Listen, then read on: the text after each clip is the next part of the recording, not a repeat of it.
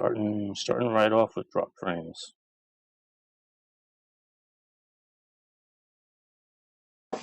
But we are live.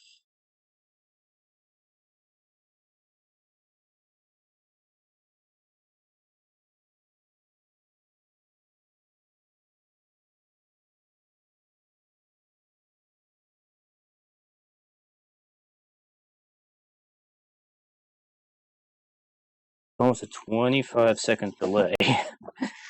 Wow. That's what the whole finger snap was for. I was counting down to see how long it took for that to actually show up on my monitor. 25 seconds. Just keep in mind, there's always about a 20-second delay between stuff happening on stream before I actually can react to it. Anyway, I think the bit rate is like going up and down like crazy right now. I hope there's still not issues happening at Twitch, because I heard there was some problems happening. Let me just double check here. I probably should have checked that before I decided to go live. Instead, I spent like 15 minutes detangling my headphone from my webcam and from my microphone and from my gamepad, because they all like to get tangled together. Then I gotta spend 15 minutes trying to untangle them, so one does not snag the other and drag the other one around.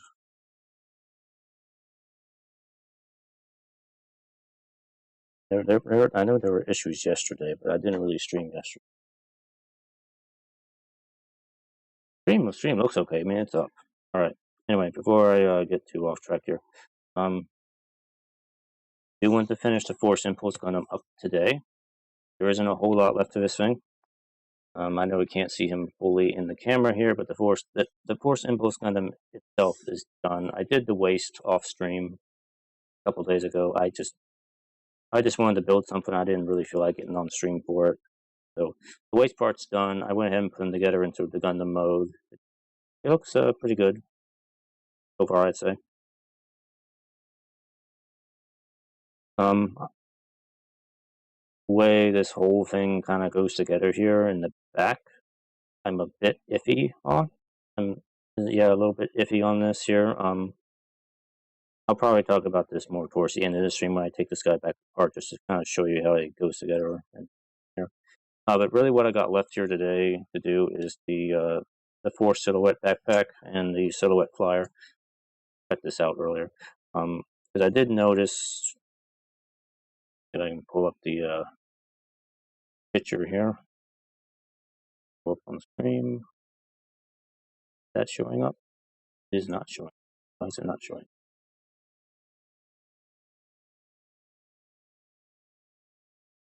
Well, anyway, pictures I've seen of the Silhouette flyer show the edges of the wing being black. So I'm gonna go ahead and try to paint those in. There's a lot of other little things, like there's a lot of thrusters on the Force Silhouette pack which should be red on the inside instead of gray or whatever. And I thought about maybe doing those, but then it's just a lot of extra work, and you're barely gonna notice that anyway. So I'm not gonna do any of that. But for the flyer here, I will paint these in black right here. Do that early on here. I'm gonna get some music going here in just a moment. Don't quite know what I'm gonna play yet. But here's the things for the Force Silhouette pack. Note all this here.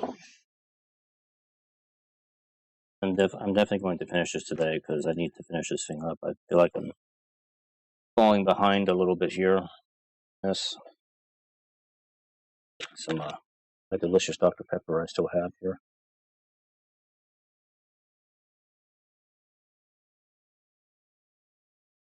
And I've kind of fell behind on Terraria. I feel like I'm already starting to get kind of bored of Terraria. But I do want to do at least one more stream of that, because I set things up for me to go inside the dungeon, and I haven't really touched the game since. Instead, I've been doing other things.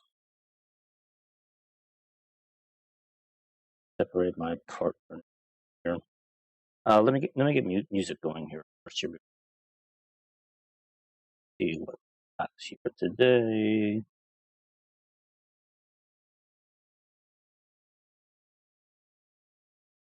Oh, what have we done? We've done Chrono Cross before. Do that again. Done Xenogears. I've done Saga Frontier. What else would be good? I'm not gonna listen to the rest of Saga Frontier because it is kind of slightly grating me, so I'm not gonna do that again. I've listened to a lot of Zelda music already. What are some other good options? I could do Chrono Trigger. I haven't really. It's a good soundtrack. Where did I see it?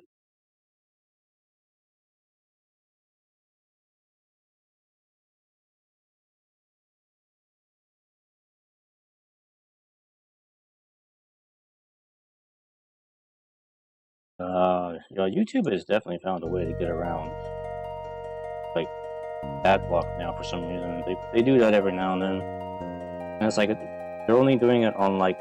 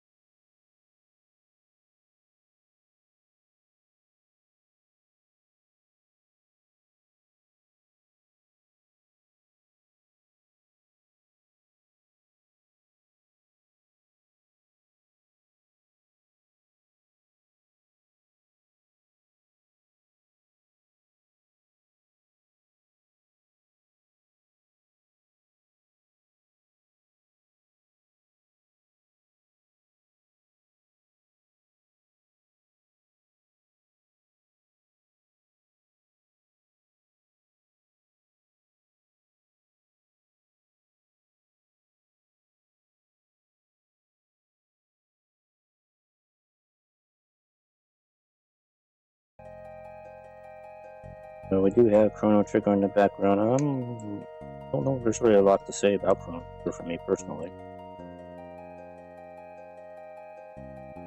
I mean, it is one of the best JRPGs of all time, as people will say. And I'm not going to disagree with that. I think it is a deserved title.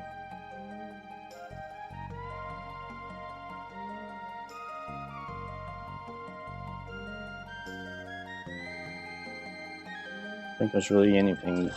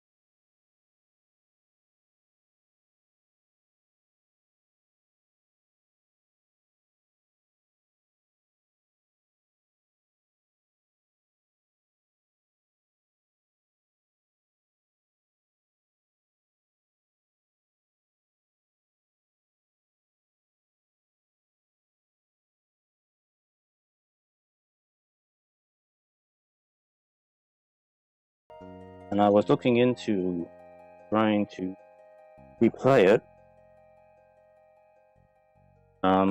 through means.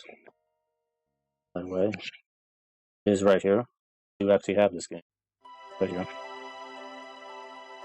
So, like I mentioned before, my old PlayStation 2 I have, I don't know if it even works anymore.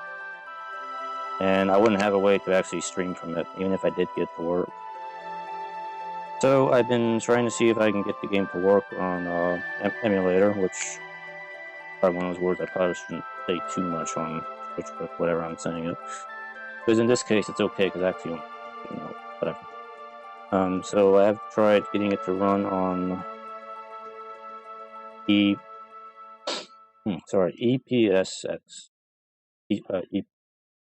EPSXE. Latest version 2.02.05. There it is.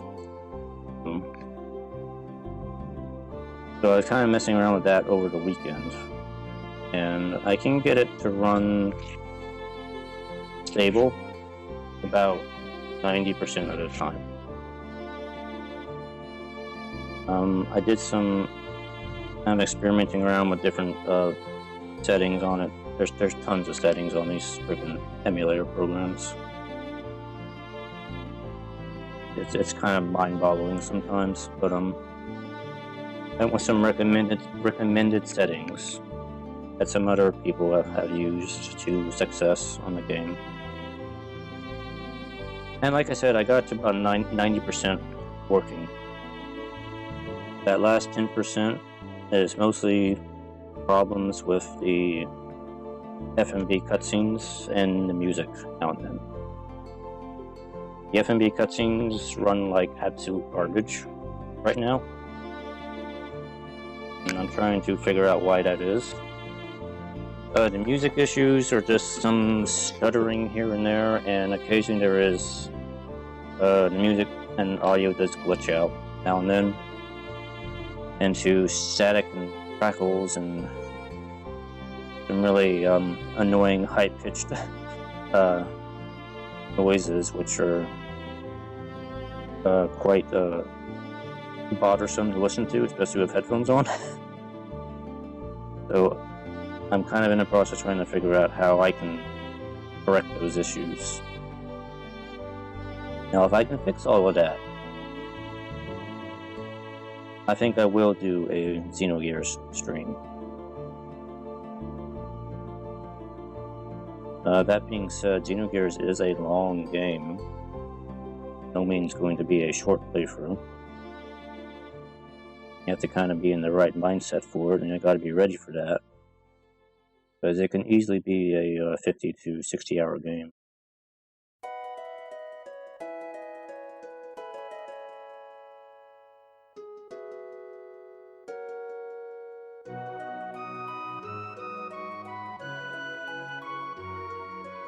Now trying to fix those issues. My frames are dropping again. Who knows if all this is going to stay up on stream. What's going on here? Yeah, I know Twitch has been having some issues lately. Because my internet is okay, but the frames are dropping up. I'm kind of watching my other screen, my other monitor here, and it's just stuff is kind of blinking out here.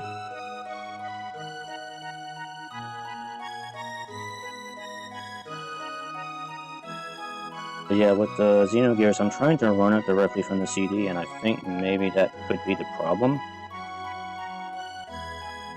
Because the optical drive on my computer is a DVD Blu-ray drive, and I have a feeling it's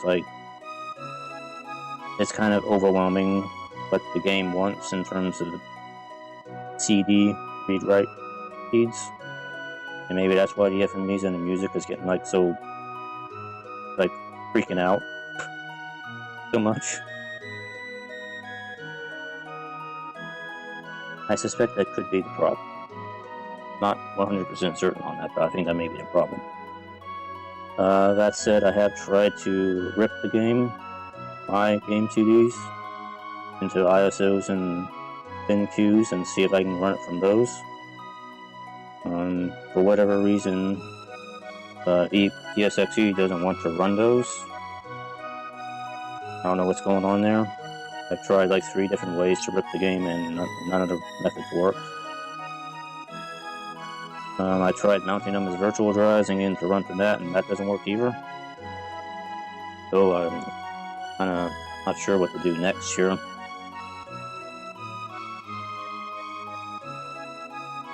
I know it will run from ISOs. I know the emulator will work on ISOs. It just for some reason doesn't want to work on Xenogears. I don't know why. So it's just leaving me with the CD option only.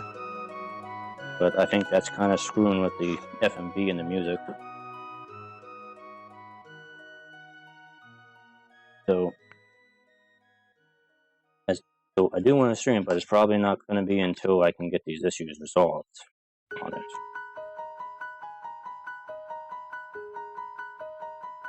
So I did mess around with since I was messing around with Xenogears. I did bring out my Xenosaga game disc too, and I tried those out with the PS2 emulator. And after some tweaks, and surprisingly enough, it actually runs very well. I can get it to run like 95% of the time well and stable. Like it runs better than Xenogears does. But I don't really intend on doing a stream with those games. I'm not ruling it out, but it's probably not going to be for a long time. But I definitely would like to do Xenogears first before I even really consider trying to jump back into those games.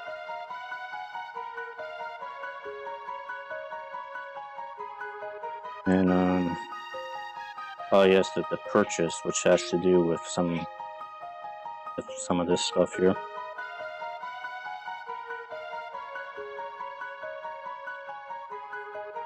But I got a burp. I don't want to make it loud on stream. Quiet a little bit. Feel a little bit quiet. Yeah, I pretty much decided to just kind of give in and buy a new gamepad. A well-known brand amongst retro gamers. Finally decided to go ahead and get a 8-bit controller. Because at least their D-pads appear to be proper D-pads on their controllers. Not like this sort of stuff that I see all the time. Where I actually found my Xbox 360 gamepad too. I found it the other day. Like this sort of thing. Hold on, let me grab it.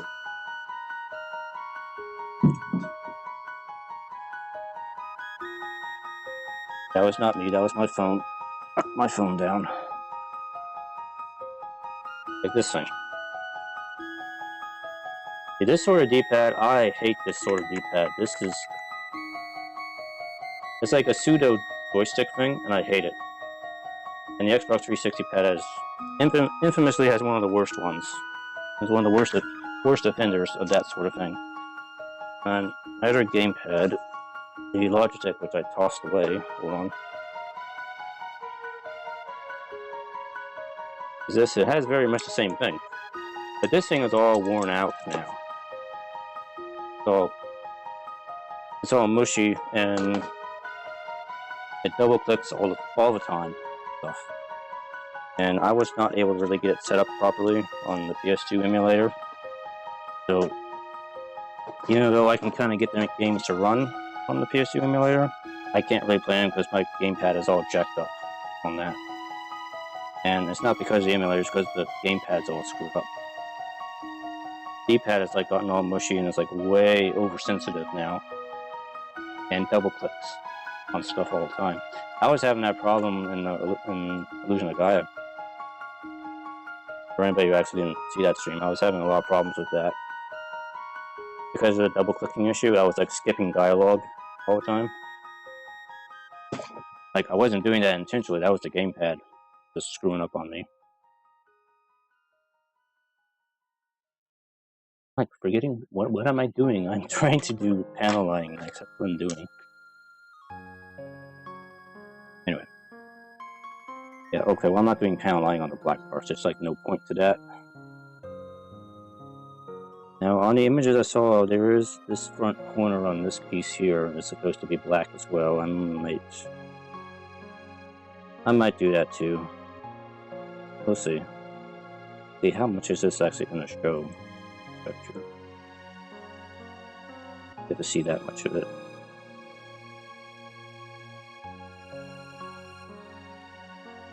Yeah, that's where I am with that, so there's going to be at least one more stream of Terraria. Kind of like I said even at the beginning of that, I don't know how much of that I'm really going to do. I'll probably finish normal mode up, the dungeon, and do the wall of flesh. That might be it. I'm probably not going to mess around with hard mode too much, because I'm already kind of at the point where I'm kind of getting kind of bored with Terraria. That's probably why I've never really completely finished Terraria, because I just get bored with the game after a while. I just get kind of sidetracked doing other things.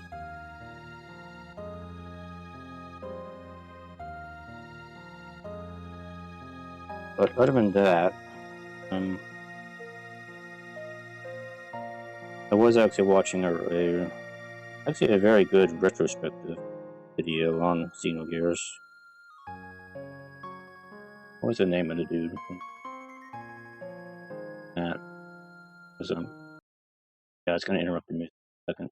Resonant Arc. That's who it was. Yeah, he's got a nice little retrospective on it. Some discussion videos on the game. Kind of giving his opinion and everything. He found like a whole bunch of interviews that kind of really delve into explaining why things in the game turned out the way it did. So, it's kind of fascinating, and I know I mentioned probably back on the last video I was talking about. I said that Xenogears was kind of pitched as an idea for Final Fantasy VIII. I was actually wrong about that. Apparently, it was pitched as an idea for Final Fantasy VII originally.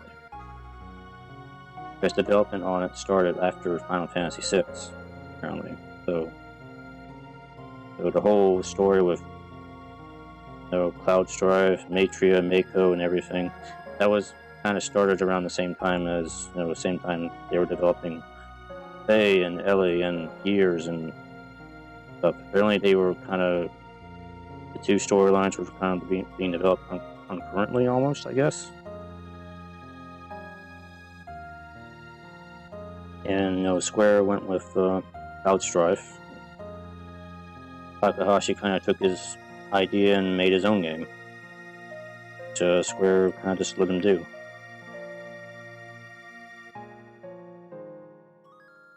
So in an alternate parallel dimension, the story of Xenogears became Final Fantasy VII, and the Final Fantasy VII remake would have been a remake of Xenogears. I know it's kind of a stretch, but but in an alternate universe, this happened.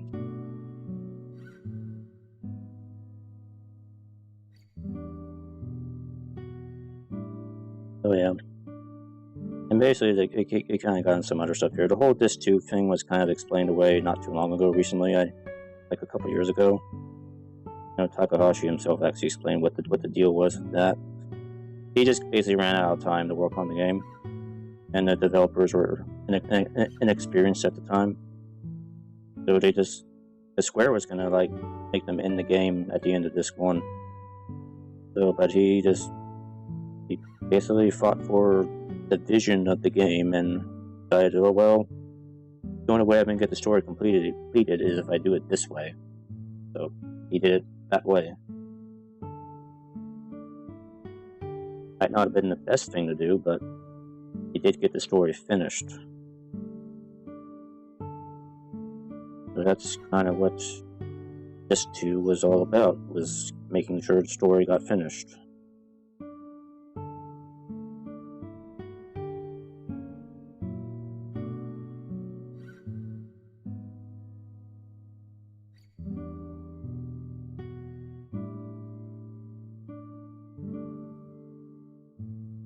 Anybody watching? No, there is nobody on yet. Okay. Don't mind me, I'm just talking to myself.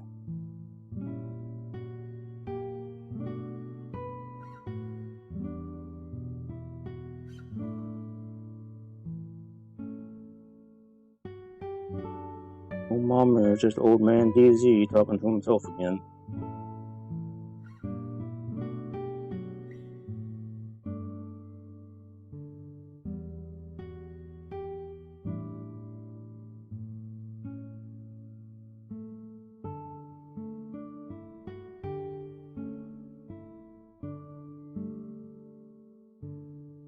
This is a very relaxing piece of music. No sugar.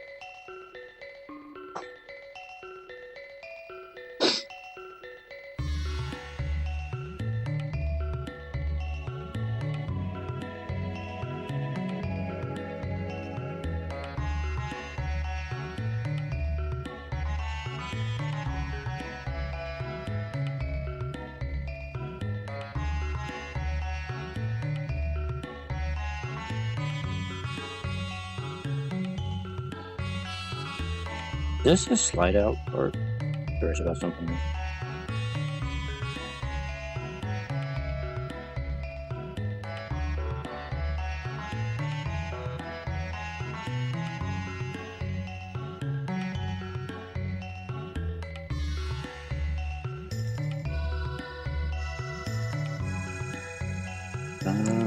Looks like it does slide out.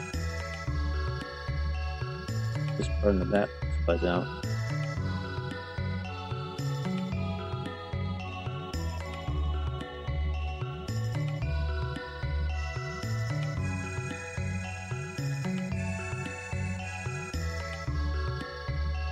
Yeah.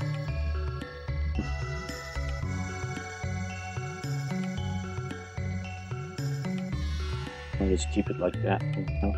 I do need to do my paint. Let's see, what do I got now? I need a brush here for this. I kind of wish I had a flat black paint, but I don't. I feel like every time I get like a bottle of flat black paint, it just goes bad after a year. Then it's like it turns into a complete mess, and it's like, gotta throw it away and get a new one. This gloss black to me has like lasted me like a long time now.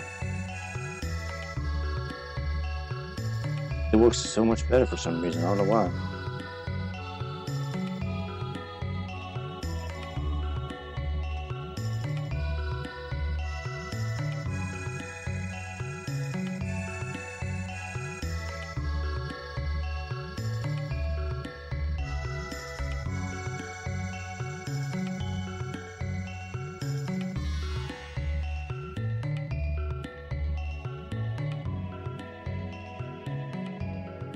But I think if it really came down to it, I would still prefer to stick with enamel paint for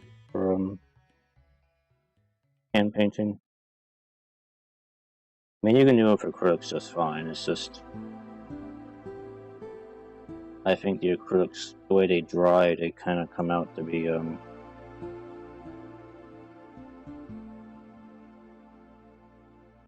kind of rubbery, almost. The longer you let them dry.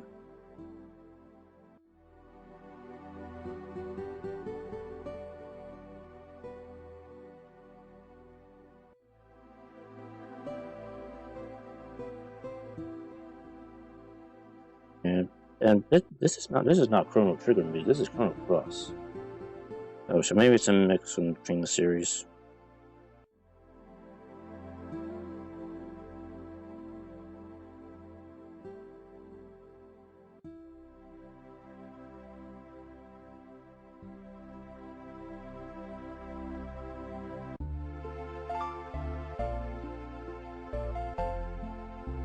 Oh wait, no. This is actually the this is the Radical Dreamers. It's got that SNES sound chip sound to it. But they have the exact same song in Chrono Cross. I think I've mentioned that already on stream before.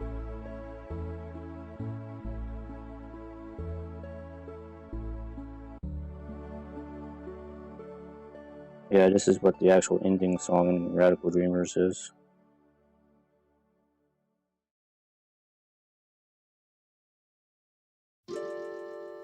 And now we're back to Chrono Trigger again.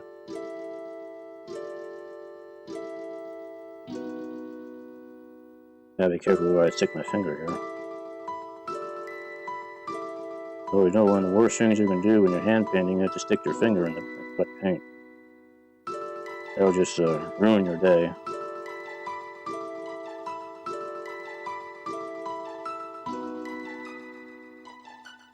Really should be putting this on the peg.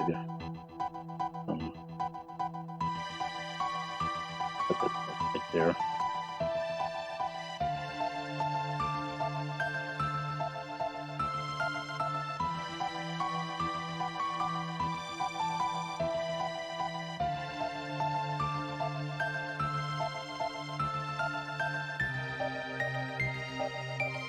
Yeah, the crib thing is like already starting to get kind of rubbery. Doesn't really stay, I guess, as smooth as enamel paint does.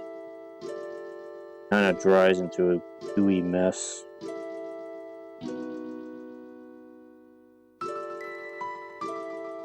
I mean, it's got good coverage. It's just,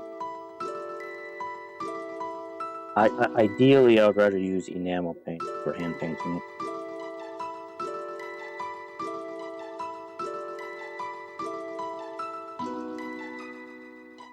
I think I probably mentioned this on stream before, but to me, enamels, they do exist, but for some reason they can't really find them domestically. I'm sure those are pretty good. And they gotta be just as good or better than the testers and paints. And testers is a low bar to meet, by the way. See that? That's just... See, that is not a hair, that's just paint getting kind of gummy. Starting to get into like this state where it starts to become like slime almost. Like, get some fresh paint on here, because I gotta make sure I get the cap on right.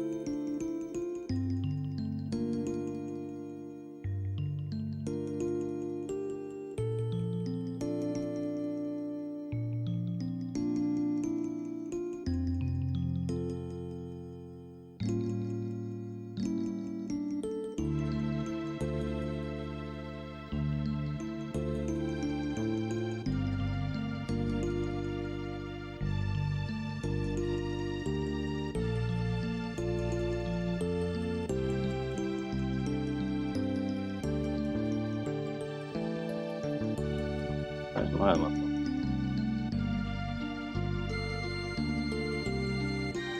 Nothing.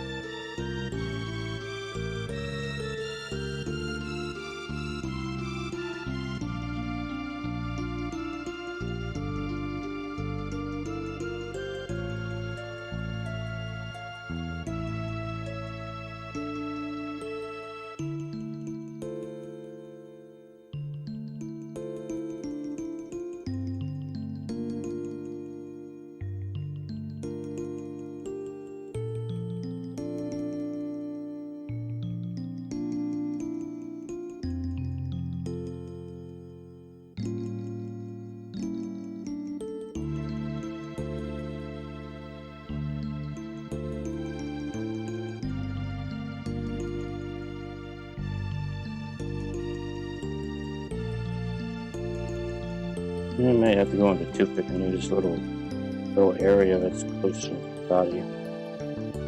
I think the brush is not going to be able to do that very well.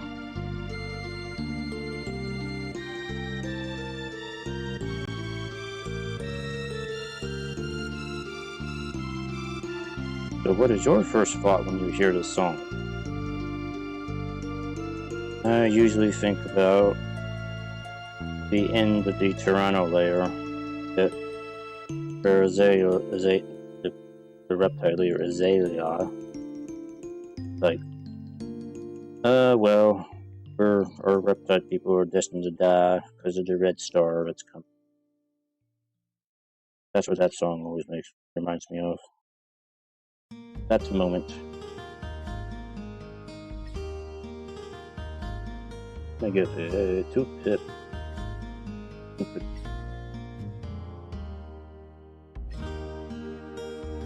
There's a little edge right in here to get. Probably only gonna be able to do that without making a big mess.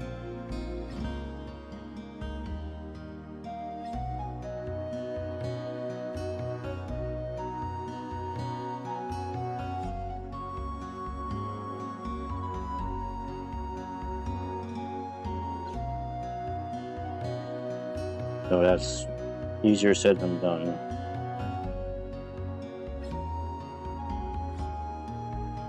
Again, enamel paint would work so much easier for this.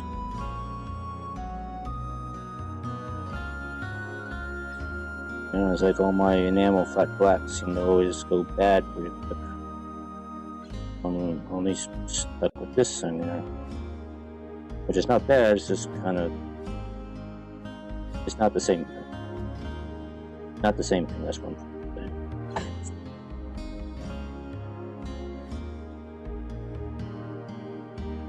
But I'm gonna make the best of it. Because that's what I do. I make the best.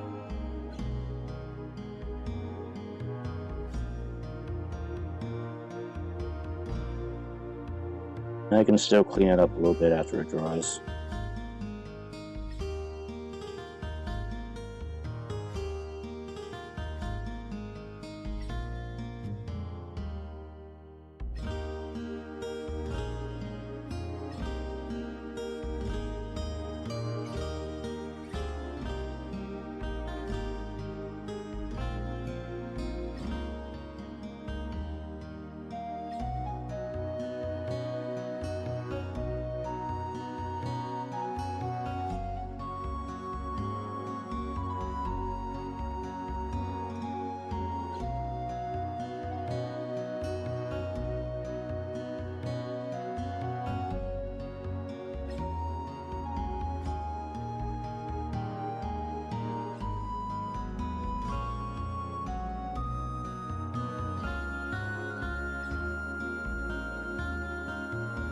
Honestly, this might not even been worth doing.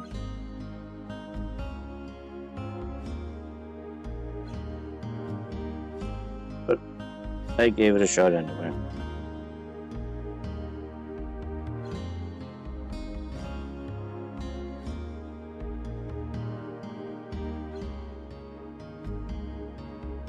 I think I did a better job on the bottom of it than I did on the top. Well, that's gonna sit and dry now, and hopefully by the time I'm done here, that'll be ready to be assembled.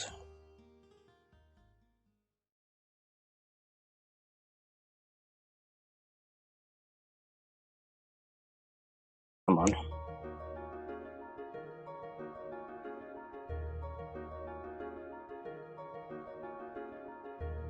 Sometimes the cap doesn't want to go on right.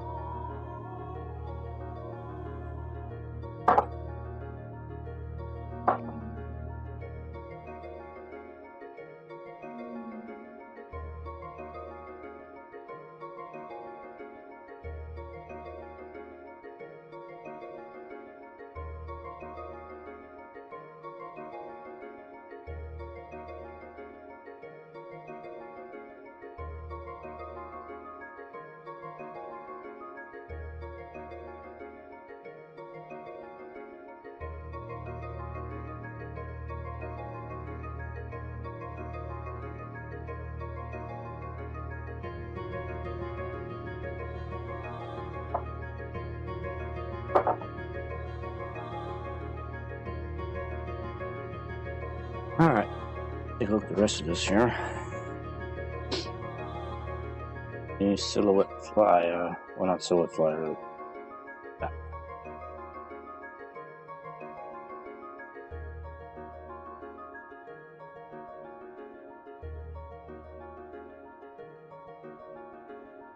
And now we play this game. Or did I put my nippers there, right there next to my phone? That's what. Nippers. There.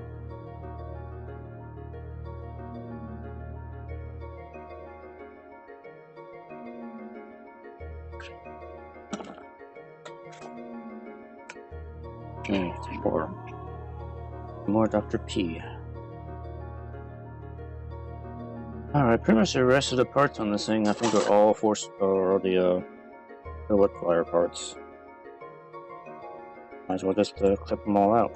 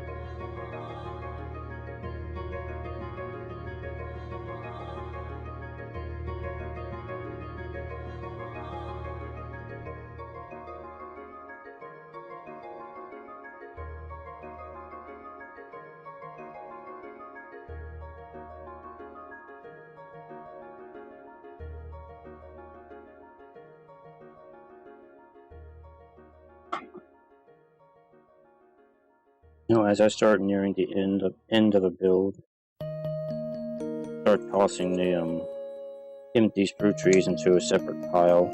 I don't throw them away. I just toss them in a separate pile so that they're not filling up my part box here.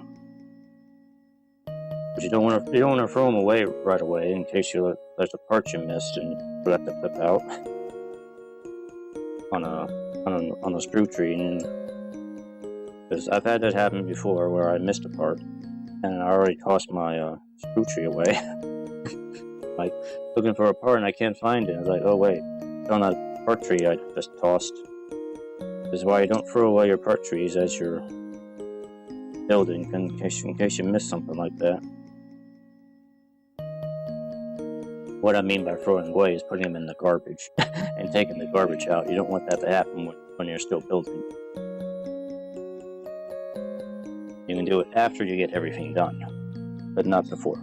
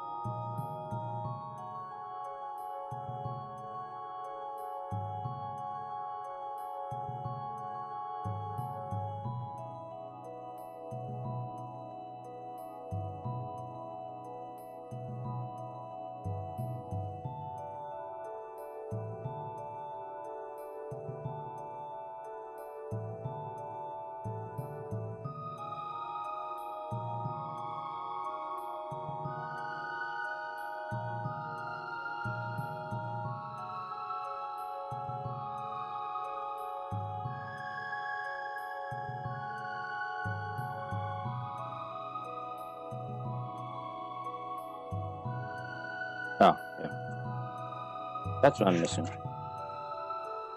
There's something else I'm missing here. Tiny Shin. I'm missing him.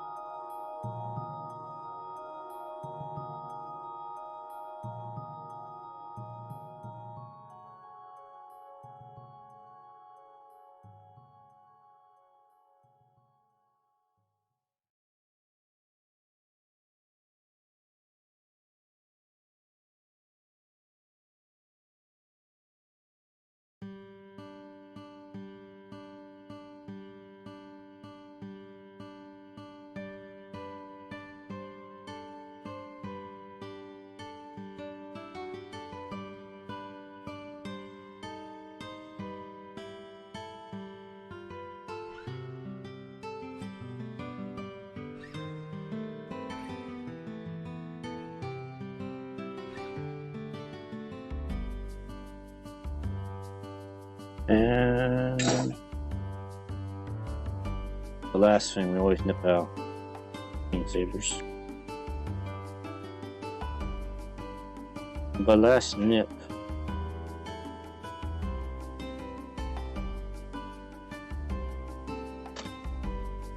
Alright.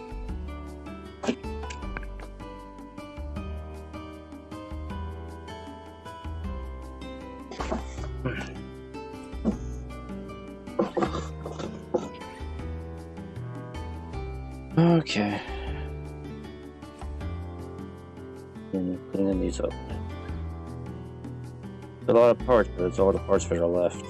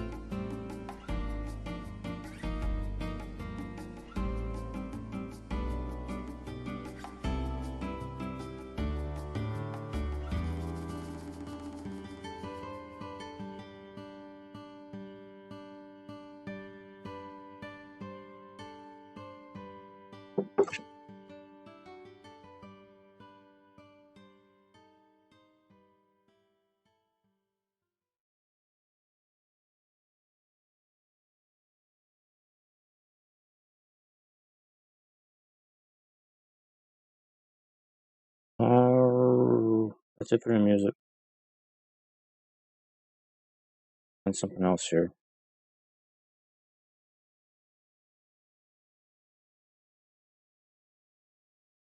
Give me a second here.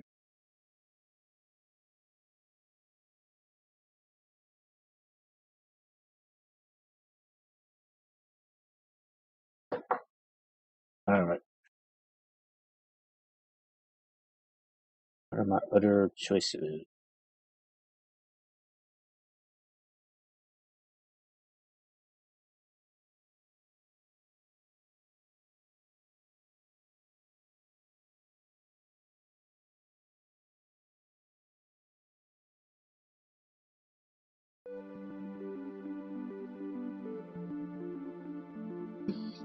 Alright, we'll do some Final Fantasy music.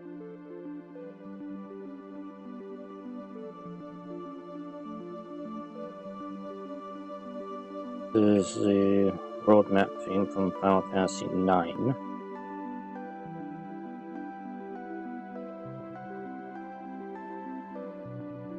It's a very good piece. Sort of like the main theme for the game.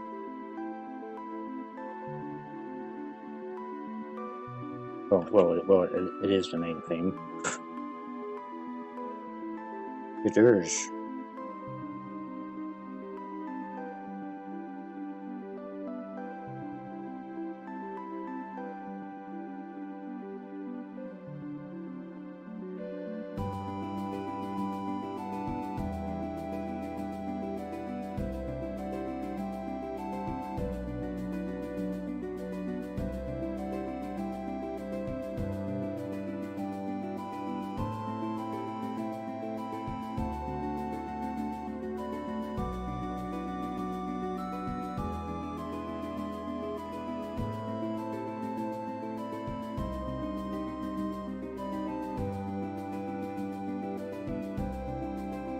And I hope the stream turns out okay. There seems to be a lot of there's still a lot of like up and down the bit rate. But I have the stream set to a variable bit rate, so it'll adjust itself accordingly to keep the stream going. But it seems to be doing a lot of extra work today. Don't know exactly why.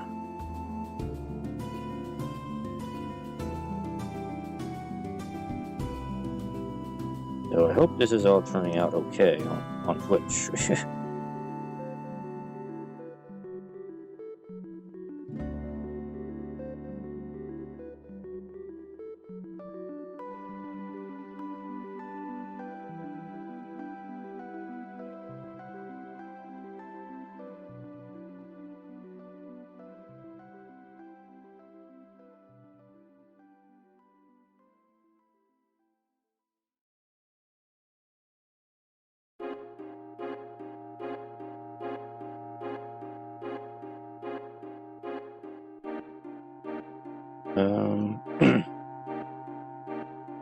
I think this is the underwater segment stuff from Final Fantasy VII.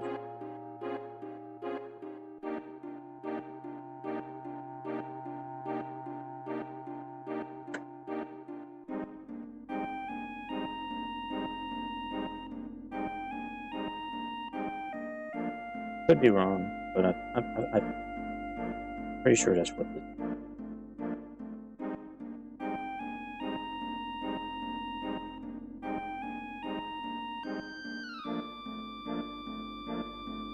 like I haven't.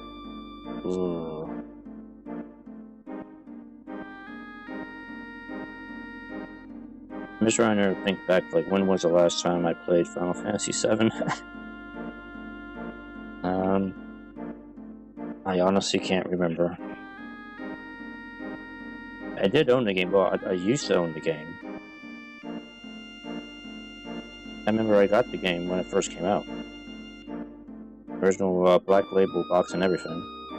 But for some reason, my game copy vanished like years ago. I have no clue what happened to it.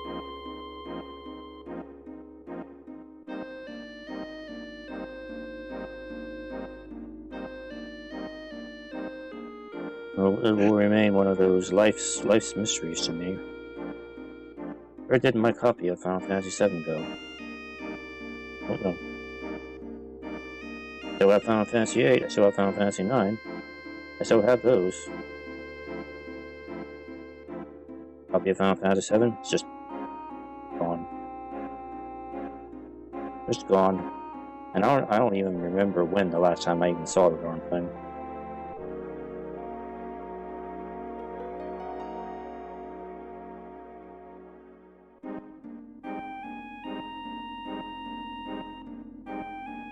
But honestly, I don't really feel even that concerned about it because I kind of got over Final Fantasy VII a long time ago. Like, you know, back in the late 90s, I was very much a Squaresoft fanboy. Well, I got to play all these great games from Square at the time. Why I remember so much of them. Because that's what I grew up on, mainly.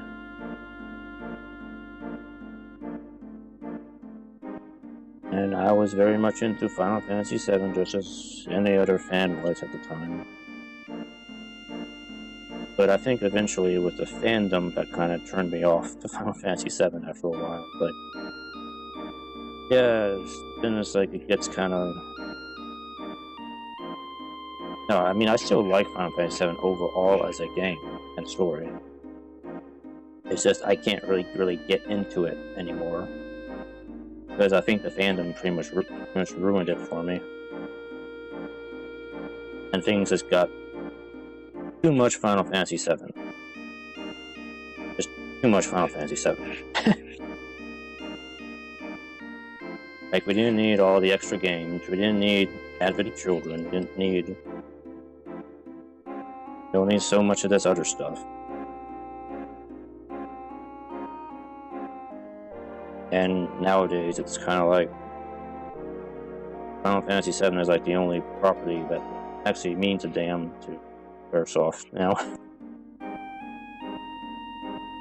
I mean, look at how much money we spent on the Final Fantasy VII remake. Whoa. I'm not going to say the game doesn't look good. The remake looks very good. I mean, I watched a playthrough of it. I don't think it's for me, though.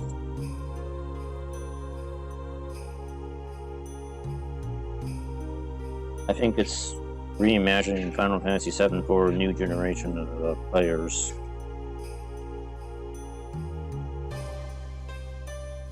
And yes, it is a game that is very much full of scope creep. It's like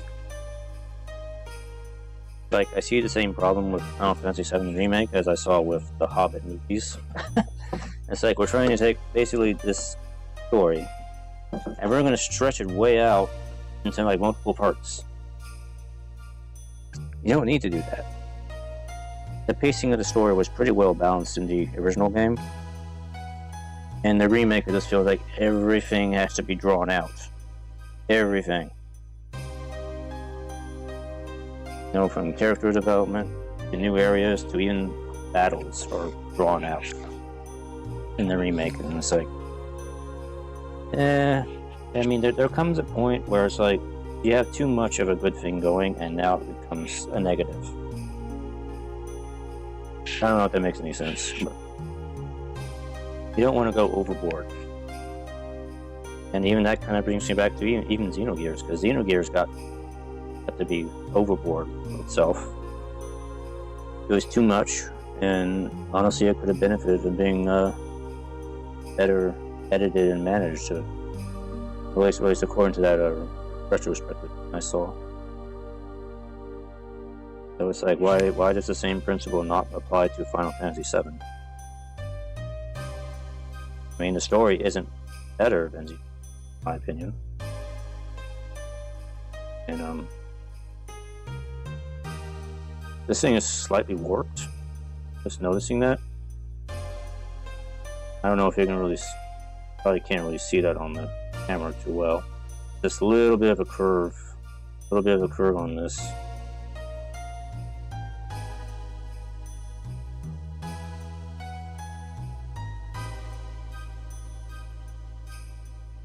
What does the other one look like? This one looks straight. Oh wait, or is it curved too? Both curved? Are they curved in the same way? That's what I'm trying to figure out here. Yes, they are. So when this thing goes together, one wing is going to be slightly drooped down, the other wing is going to be slightly drooped up. Thanks, Bandai. Well, I mean, only somebody like me is going to notice something like that. I mean, that's just something that happens sometimes with the screw runners, is they get slightly warped. I mean, it's not really a big deal. It's like one of those things, like, now that I see it, it's going to be really hard to unsee it now.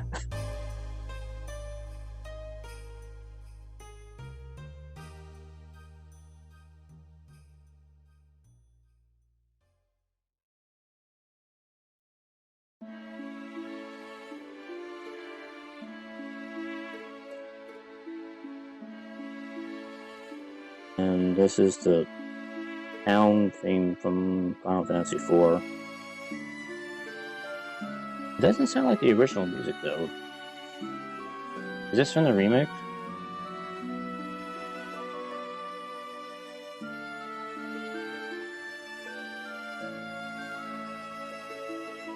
It's gotta be from the remake version. It sounds different.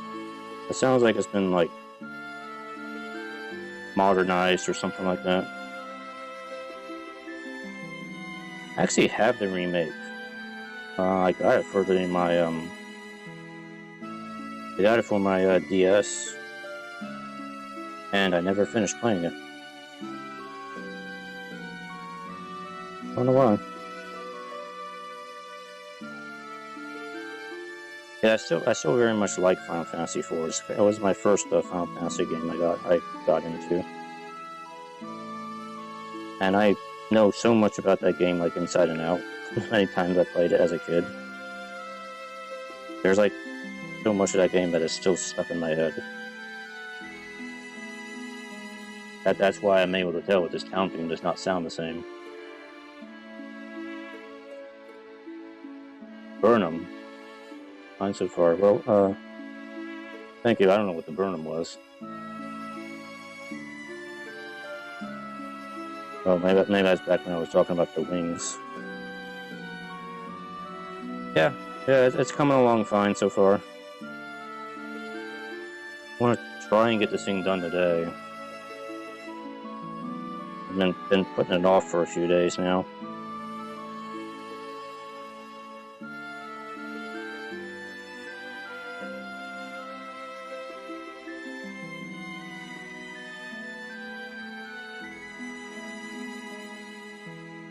It's like I had somebody here and now they're gone. That is the way of the stream. Again, for people who are watching this probably later on, please know there is like a 20-second delay between me seeing something on chat. As long if I manage to look up on my screen, I'll see it.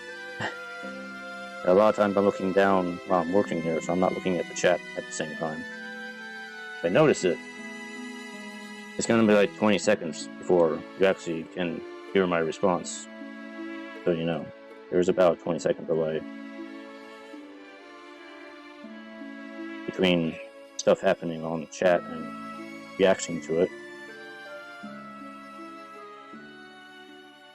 So don't feel like I'm intentionally ignoring people.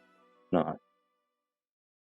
It's just, I'm probably looking at what I'm doing here instead of at the chat. And when I do notice something, it's going to be 20 seconds before I react to whatever's happening on chat.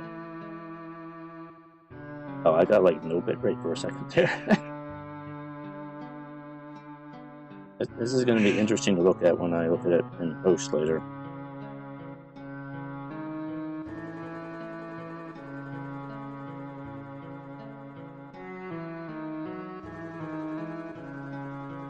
Speaking of music, I think this is Gao's theme from Final Fantasy VI, I think. It's like, oops.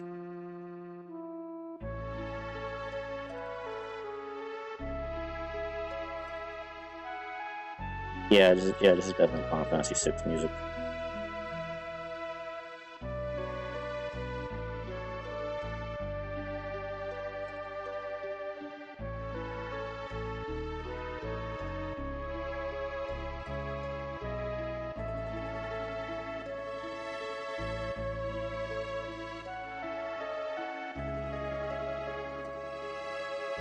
Now, I was thinking back to these warped wings here. Usually when I get warped parts in a kit, it's usually going to be the beam sabers that are warped. Like 9 times out of 10, the beam sabers will be kind of warped on me. These ones look straight to me. Yeah, they're mostly straight. No, mostly I'd say. This one's a little bit warped. Yeah. Most of the time the beam sabers are usually warped in some ways.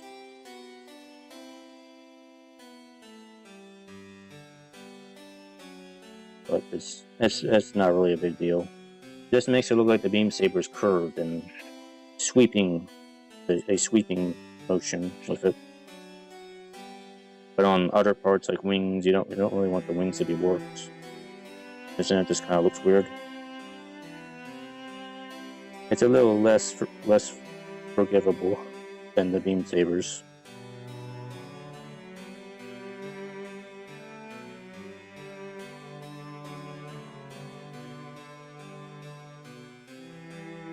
This you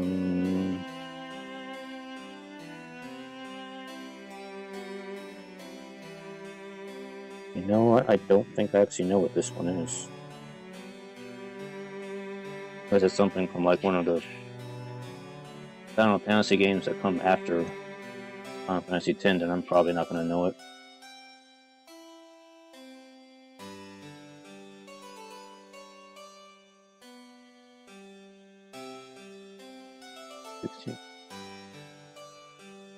Okay. Apparently, it is something from Final Fantasy IX. I just don't remember this one at all.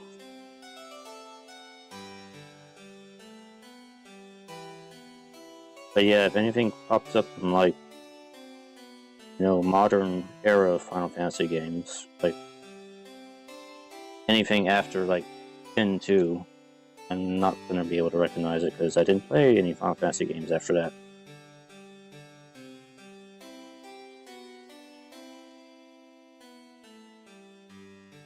And yes, and even admitting that, but 10-2 was my last Final Fantasy game I ever played.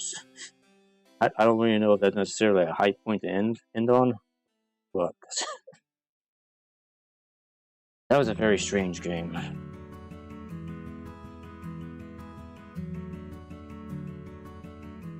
It's still a good game, just strange.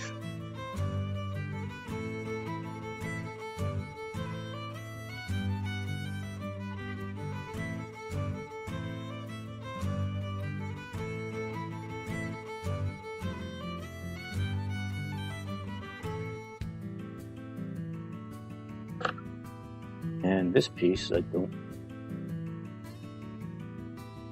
don't know this one at all.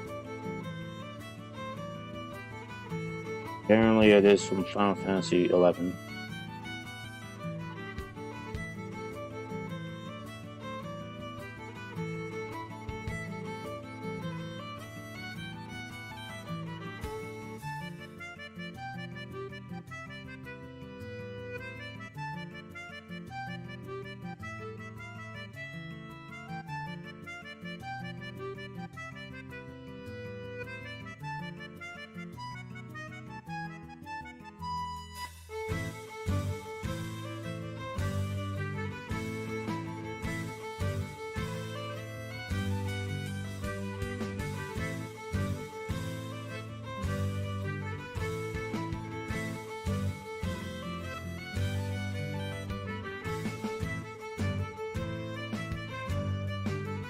Yeah, it's actually a pretty snappy tune.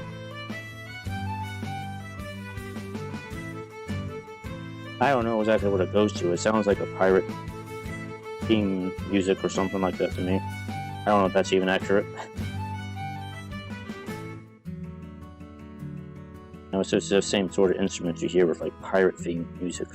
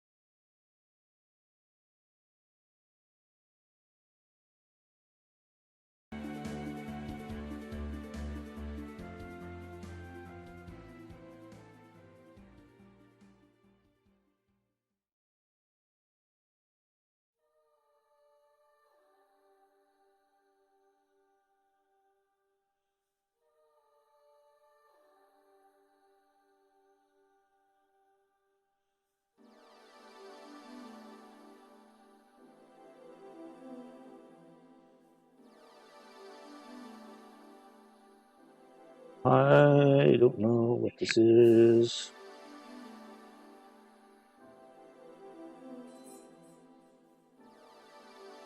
This is from 12.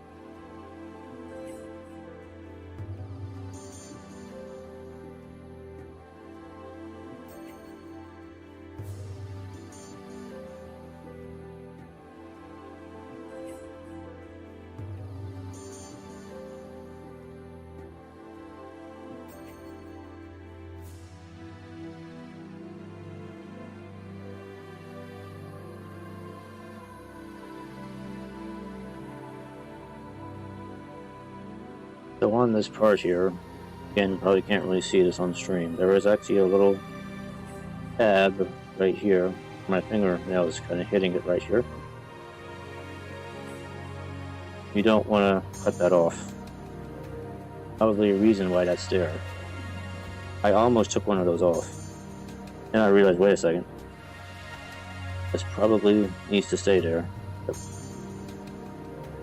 I don't think I clicked it off on the other one. Let me make sure here. Nope, I'm good. I'm safe.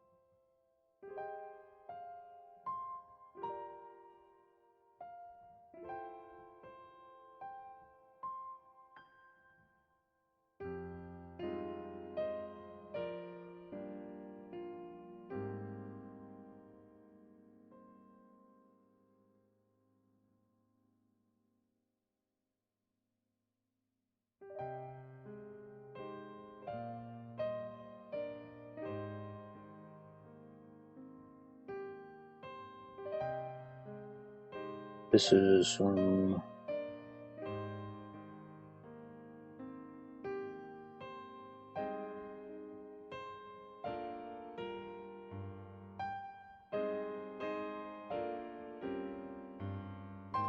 Final Fantasy 12? Oh wait, the last song I got wrong. The last song was from Final Fantasy 13. This one is from Final Fantasy 12. At least it says it. You know what the funny thing is that I actually do have the Final Fantasy 12 soundtrack because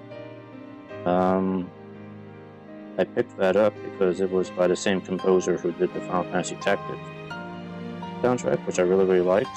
And I wanted to hear some more of his music, but I wasn't really that much into the game Final Fantasy 12. But I got the soundtrack, and it's a good soundtrack. Sakamoto, I think is the name. I'm trying to remember off the top of my head. But what's weird is I can't recognize this song.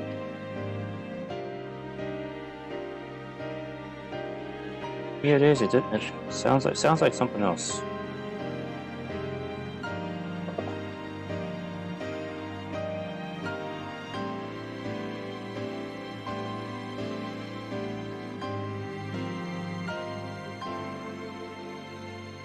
Gotta be careful getting the nubs off of these parts here. Black plastic is like glorious for getting stress marks. And this is Final Fantasy 6 again. This is World of Ruin theme.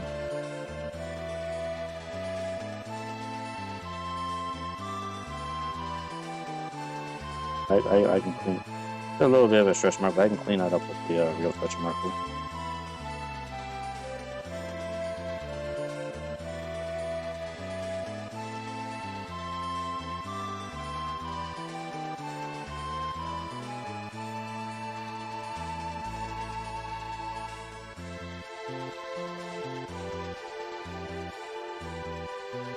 You know, it's like everybody's like so much crazy about Final Fantasy VII. You know, people still forget that Final Fantasy VI is still a top tier JRPG game, even to this day, it still is. And it's not because it's because of graphics. Well, story's good too, but there's a lot of great gameplay stuff and ideas they had in the game. Like especially the whole second half of the game, the World of Ruin bit. And this is something that I really haven't seen in any other Final Fantasy game since.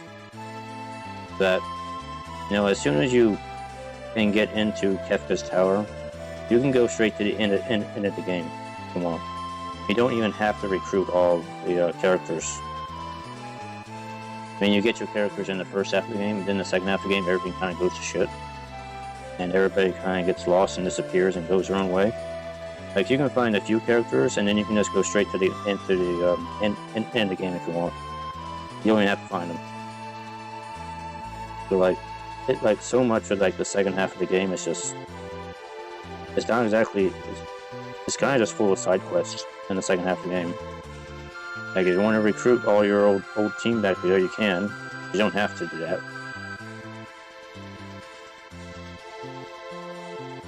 Which I always thought was... I thought it was a neat idea. It was kind of almost like an open world RPG thing at the time. You can just go where you want and do what you want at that point in the game. But yeah, it's like starting over. You play through the first half of the game, it's like one game. Then everything goes to shit, and you're basically just starting over again the second half of the game. And you can just kind of... It becomes more open world like in the second half of the game, which I always thought was really, really neat, even at the time. And yeah, it was just a really neat idea at the time.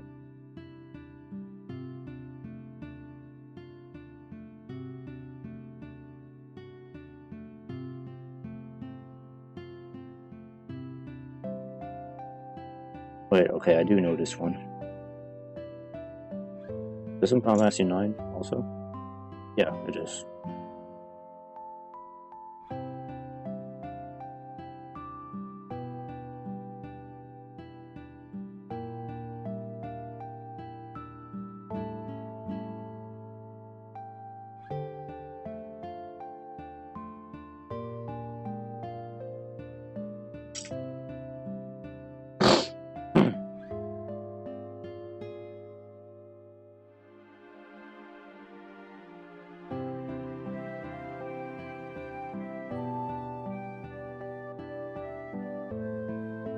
Not a whole lot of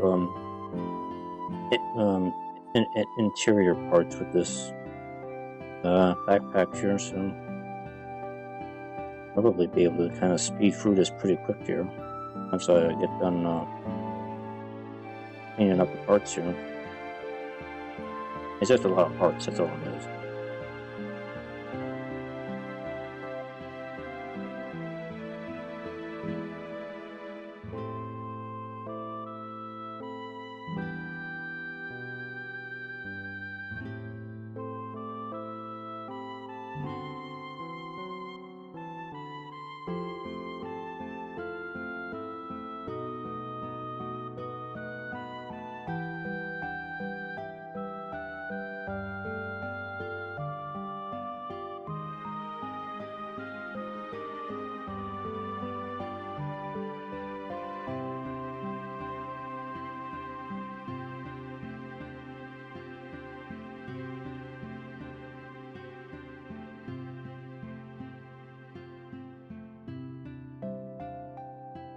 Oh, these really tiny Need thruster bells.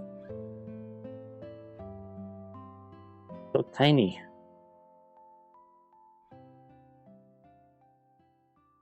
Actually, I wonder. I can.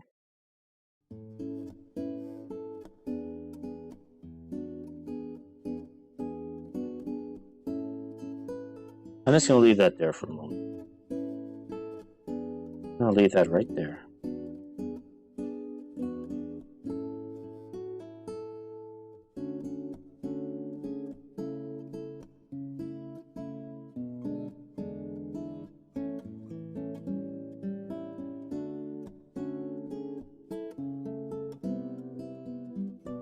He's not exactly in focus, is he? Come back a little bit. Get like a clear view.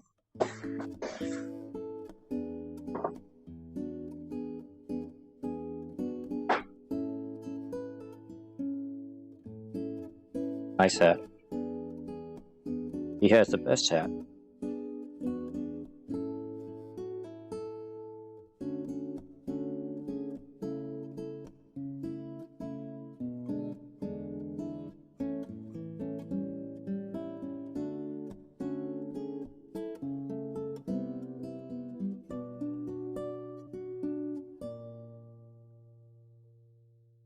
This song I don't know, but apparently it is from 15. 15.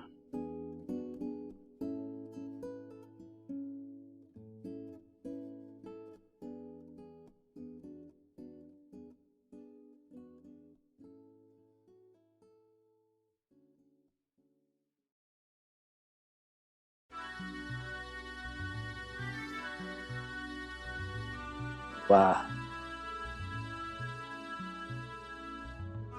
Okay, so this is an X2 song. It sounded familiar at first, but then it took me a second.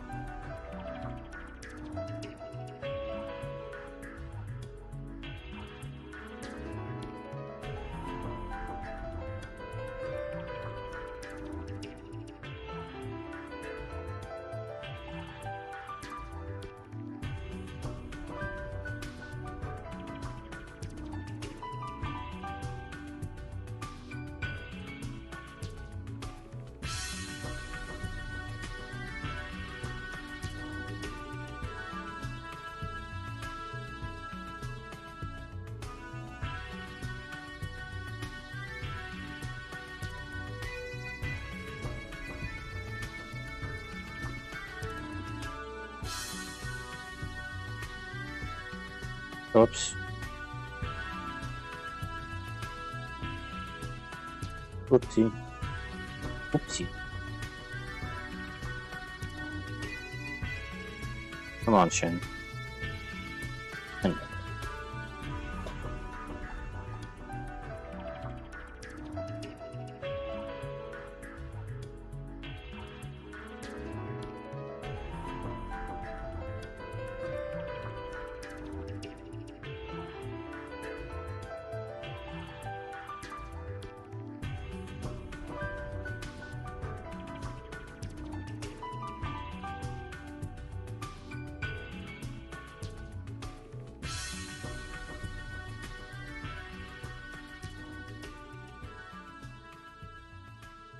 This black plastic is much softer than I'm used to. It's got the same consistency as the gray plastic that Bandai likes to use now. Like, I expect it to be a bit harder and brittle, but it's not. Still kind of soft. Which I'm just not used to. Not used to that.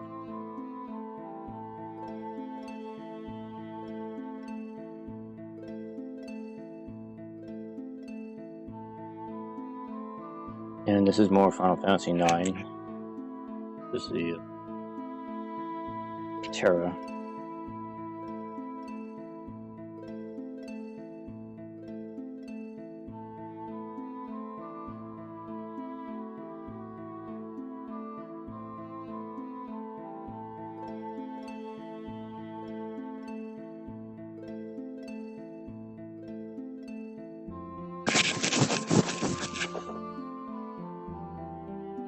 Sorry, I was grabbing my mock for a moment. I don't know why I was doing that.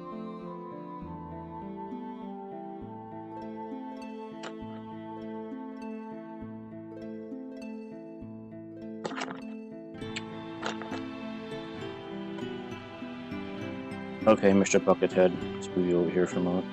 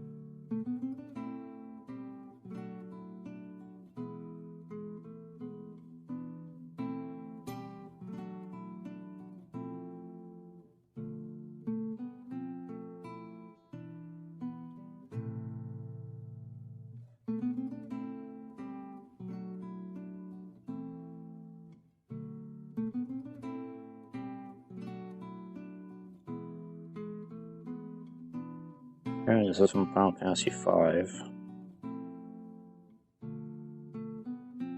think I've only played through 5 like completely like once in my life.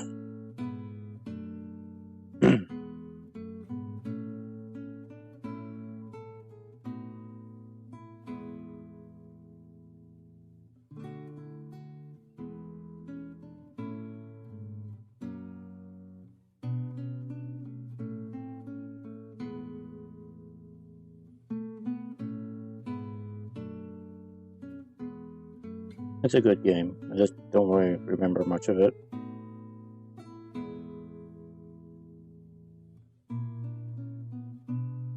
I remember X-Def, Gilgamesh, and job classes, and different worlds. That's kind of about it.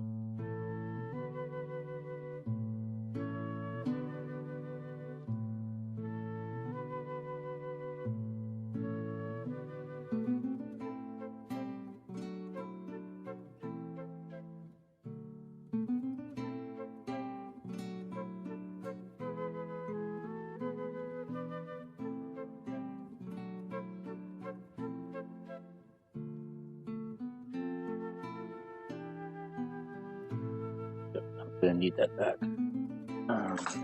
Oops.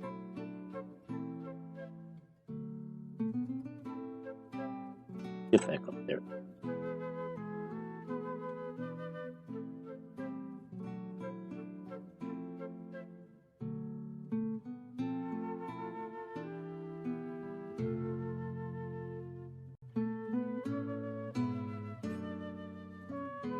Actually, there's a little bit on the inside of these things.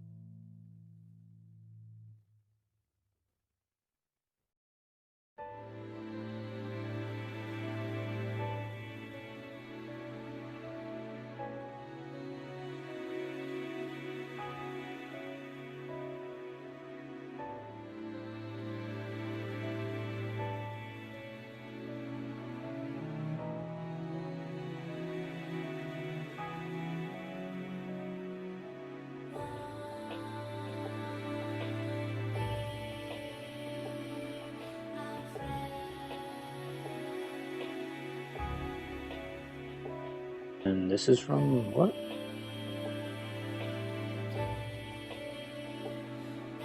Final Fantasy number 13. Number 13.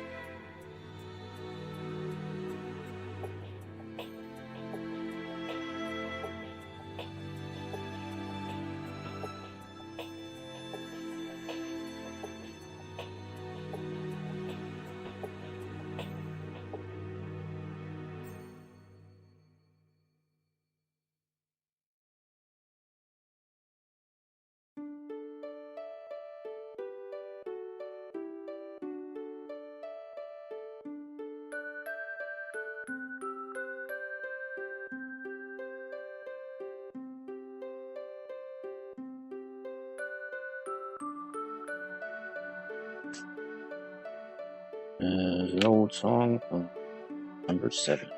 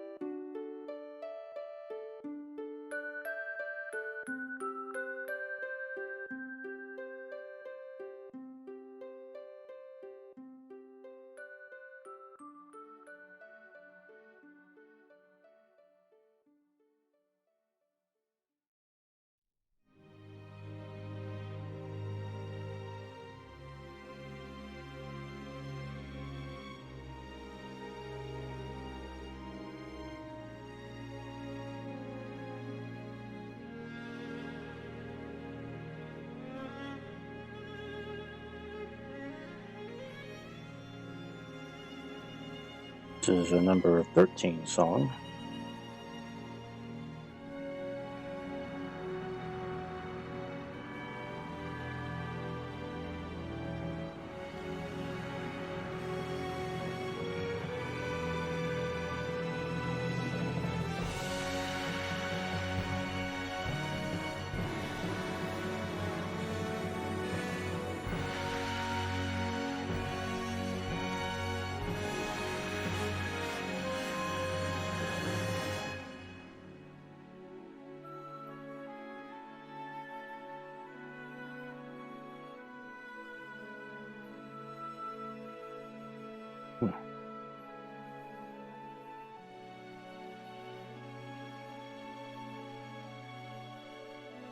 Hold up.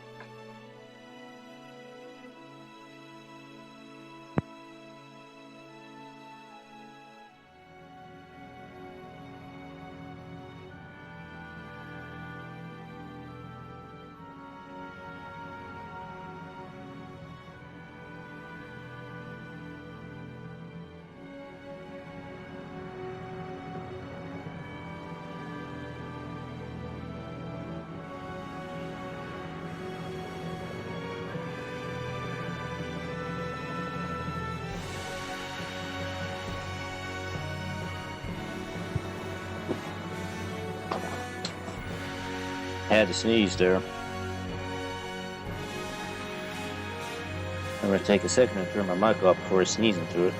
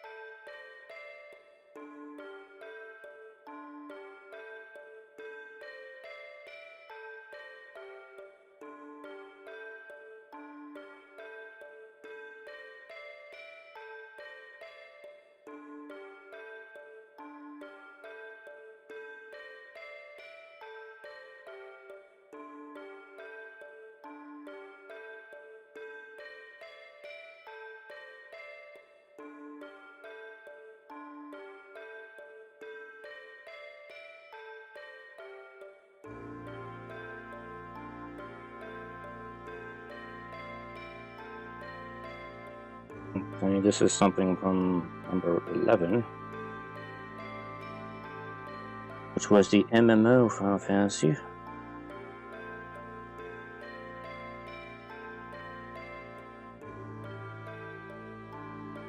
Oh, the first one. It was the first MMO.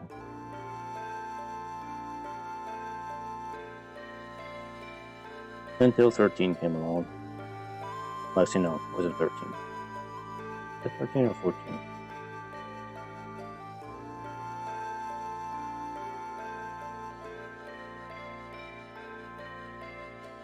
Fourteen is 14 is the MMO one. Because 13 was the one with lightning in it.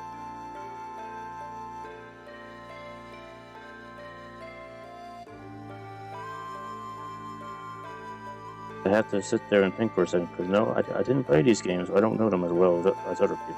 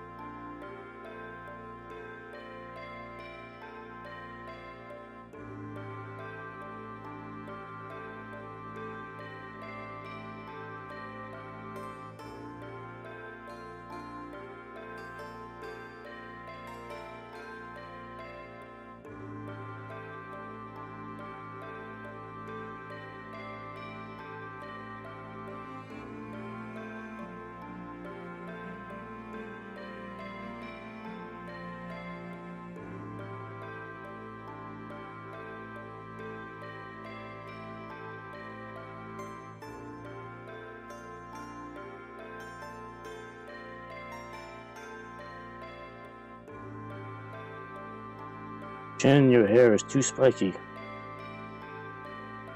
Too spiky. It's snagging my hot butt.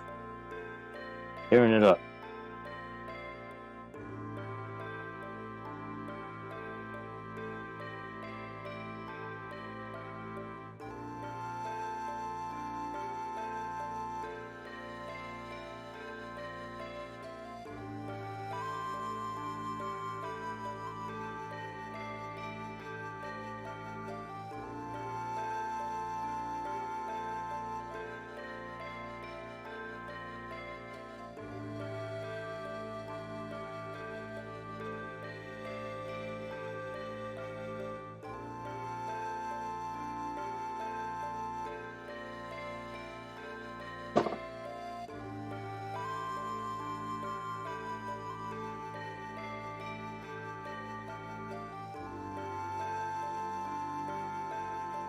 I just want to see something here. This goes on like this here.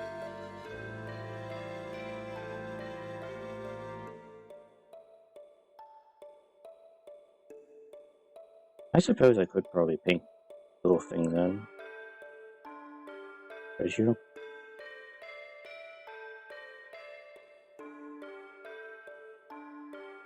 It might look nice. And I think I will use, not that, I'll use,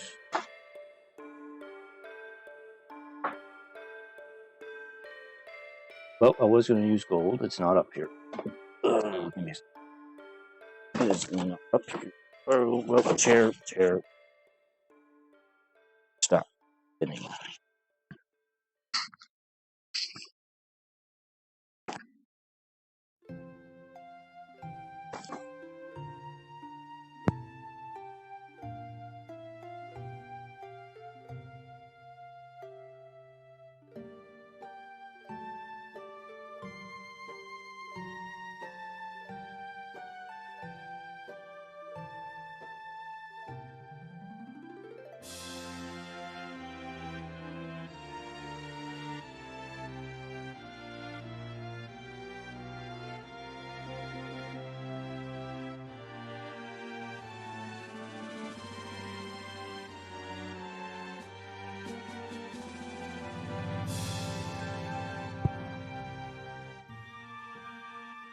Just in time for the ending music to, I think it's Final Fantasy 4. Actually, no, it's just, they call it the opening theme. General opening theme to Final Fantasy.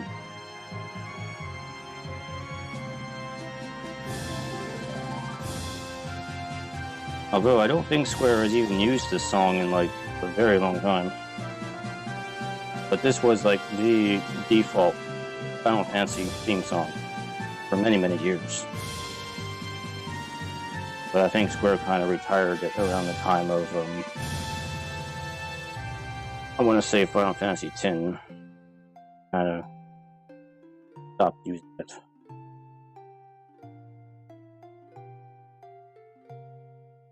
I think it was most prominent in Final Fantasy IV. That's why I said that. Like the ending melody sequence in Final Fantasy IV is basically that. I think that's why I associate that song with Final Fantasy IV more than any other Final Fantasy game.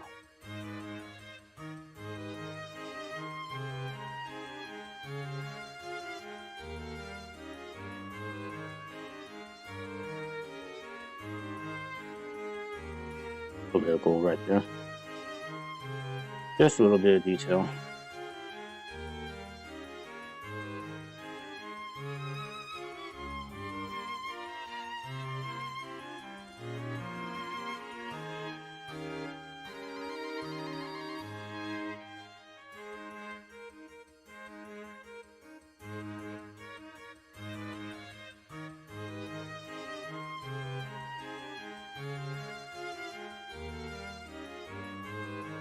Yeah, just a little bit.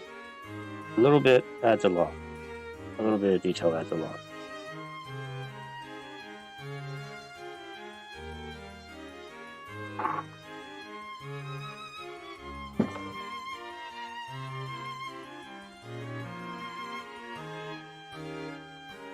I think this is from 11.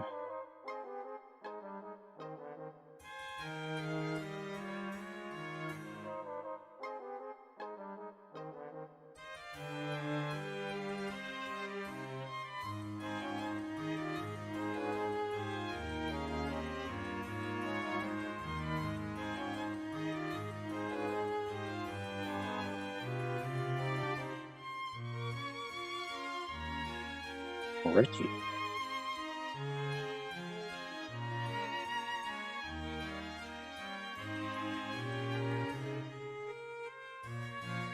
I'm gonna go ahead and stick these better.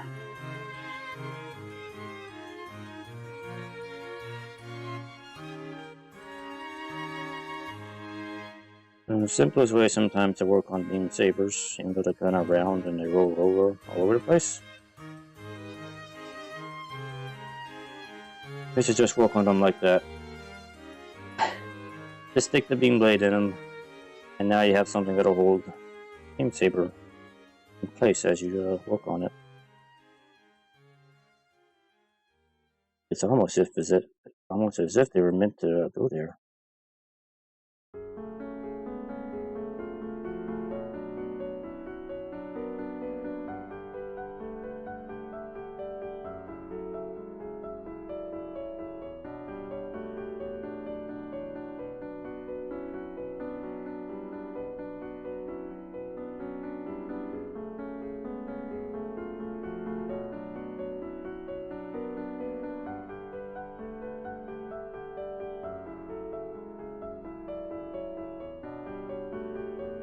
I want to say I recognize this but I don't remember where it's from.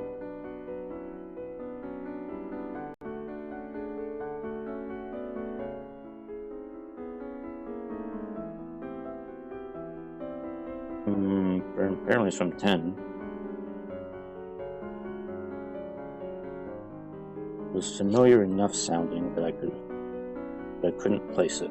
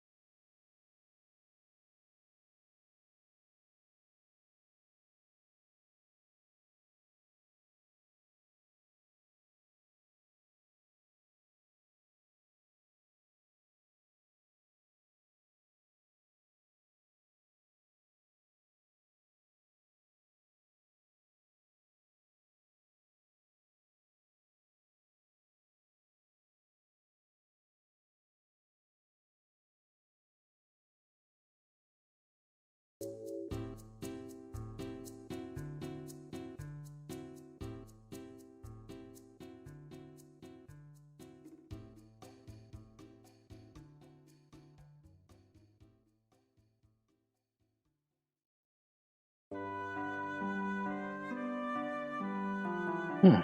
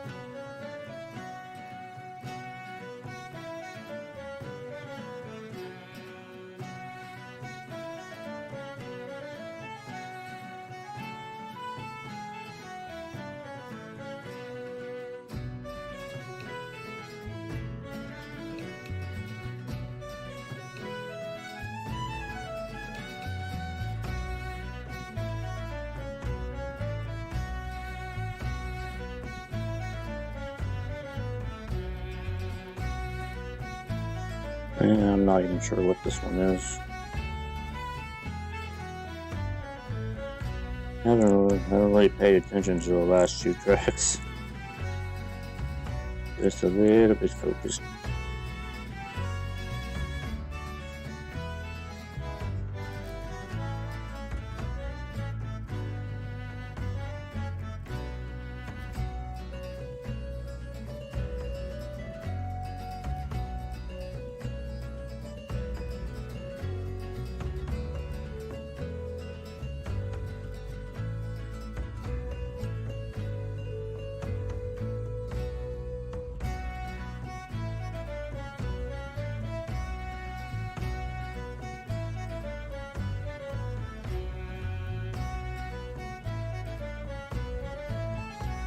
I think that does it for the panel lining.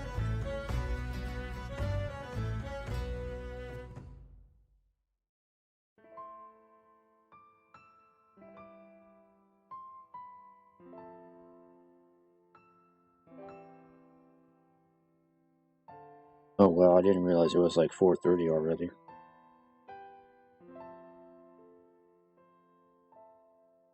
Like I was thinking it was still 3 o'clock.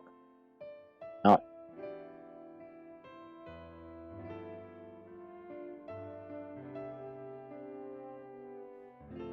That's the thing, when you really start to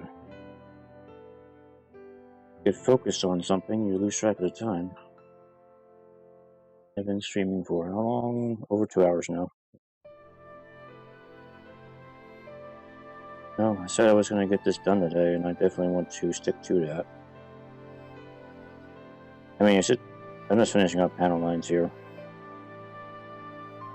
And the next thing is to do a little bit more cleanup. Fix any lines that might have been missed or messed up on. And then I can put it together. Then I can do the stickers.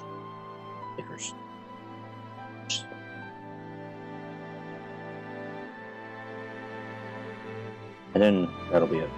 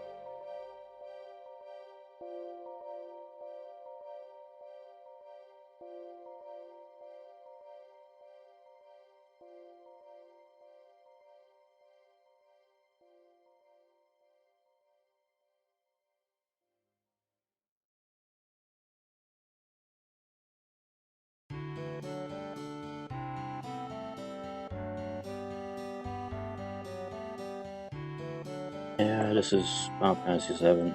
Yeah. Farm Boy.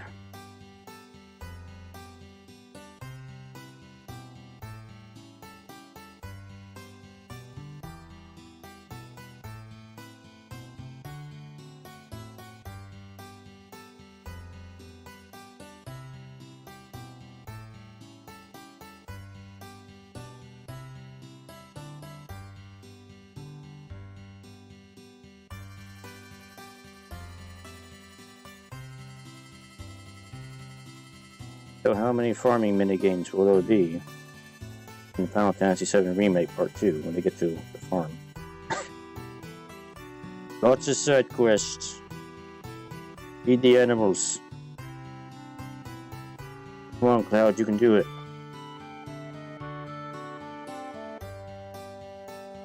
You have to water and feed all the chocobos. Do it, Cloud. Come on. You're gonna spend 2 hours doing this in game. Up to it.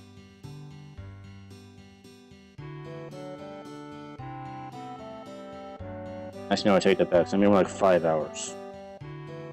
5 hours of chocobo raising. Because everything in Final Fantasy 7 Remake has to be 5 times longer than it is than the regular game.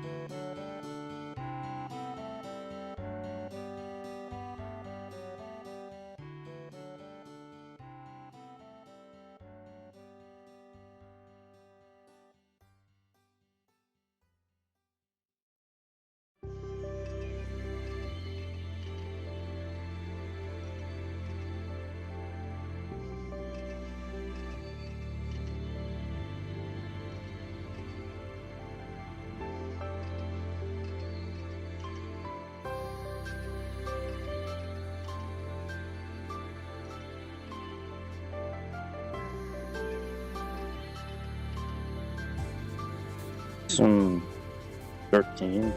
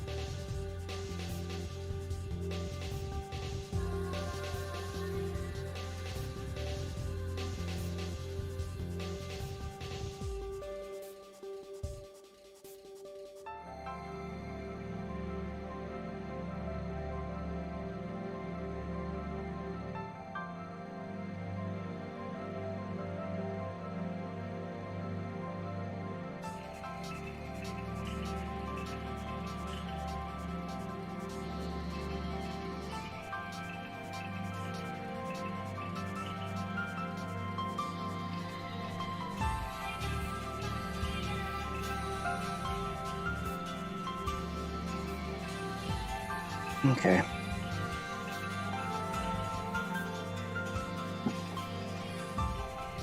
Ooh.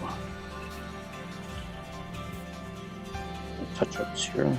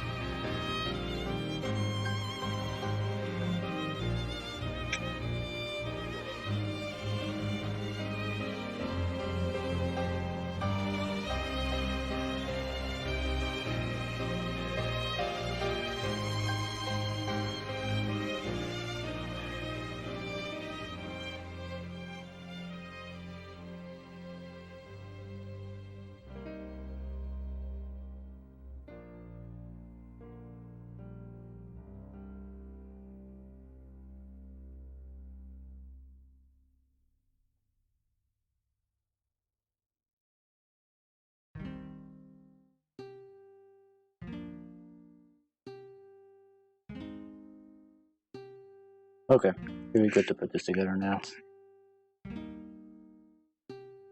Okay.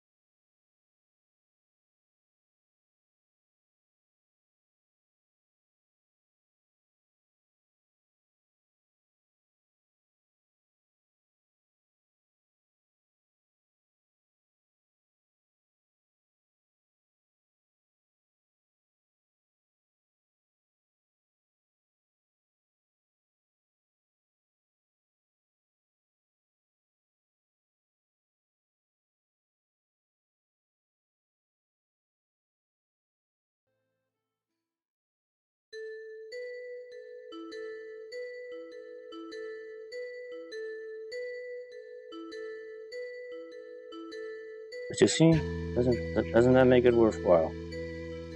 See those little pipes in there. Of course, now the paint's wet, so I have to handle this with care. You know.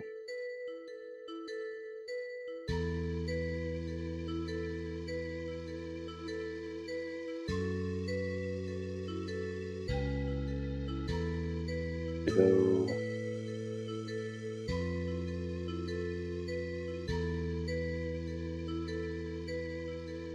like that. Okay. Let's see.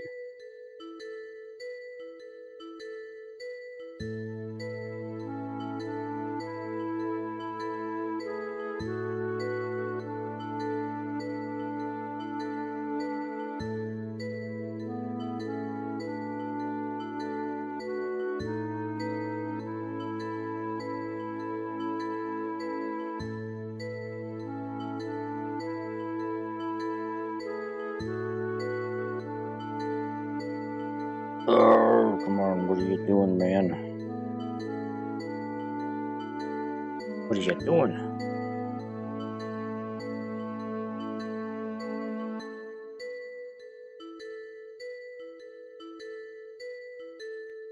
I said, come on, man, just leave the paint alone already.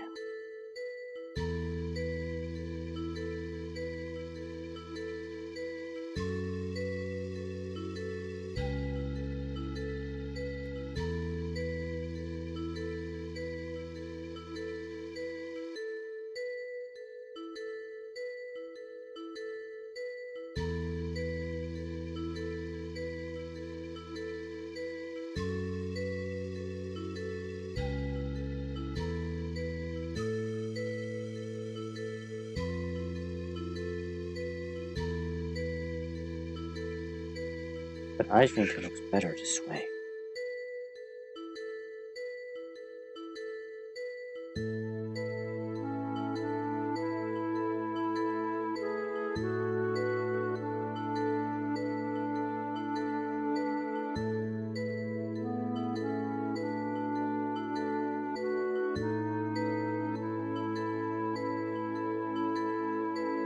I just want a little bit in there. Just want a little bit in there. Oh, what?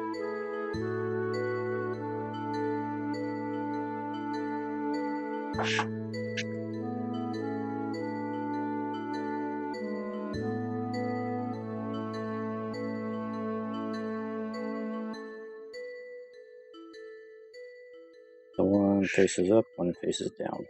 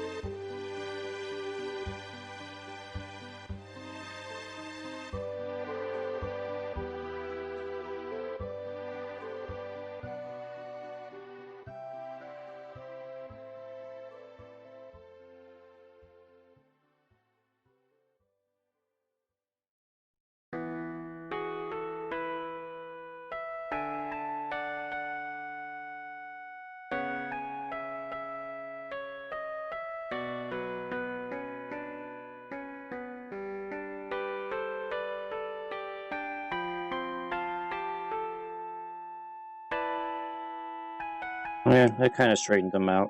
And an extra part in there. And just double checking they identical on top and bottom. I missed it. Yeah, I missed a spot here. This right here. There we go.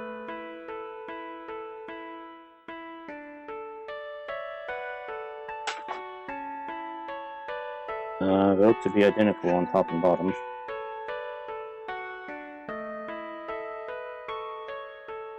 This is gonna go on here this way.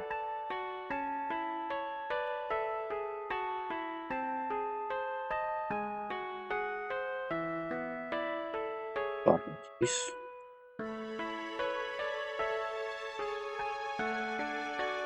Jeez.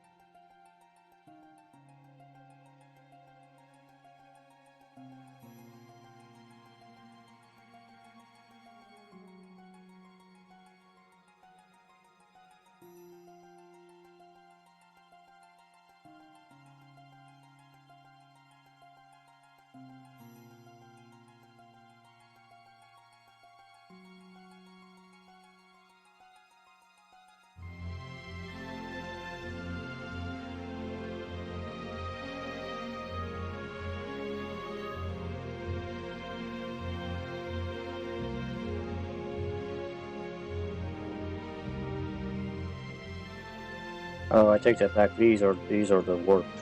Right there. It's those ones. They're still going to look a little bit off. Although, actually no, yeah, they are going to look off. Nothing I can do about that.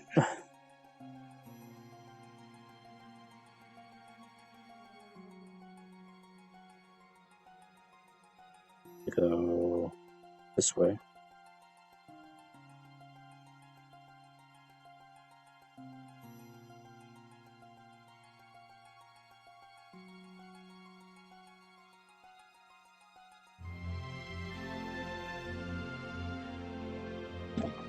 And the little thruster bells.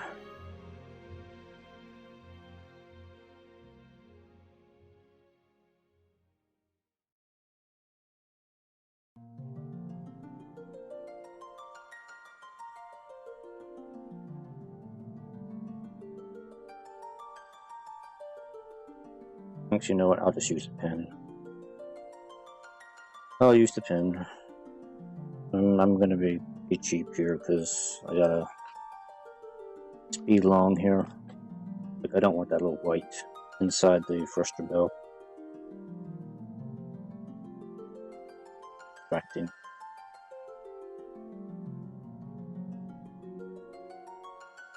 Do it the cheap way.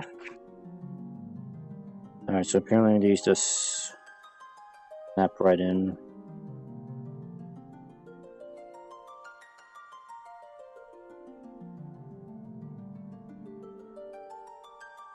They're supposed to snap in. Something.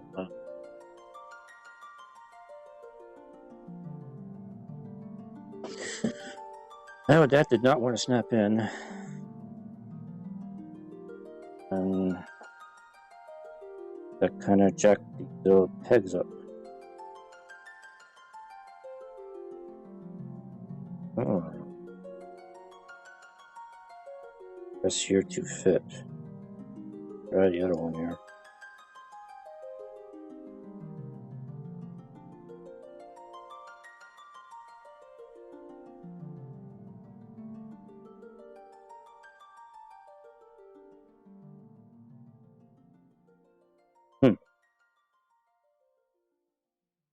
It doesn't want to go in.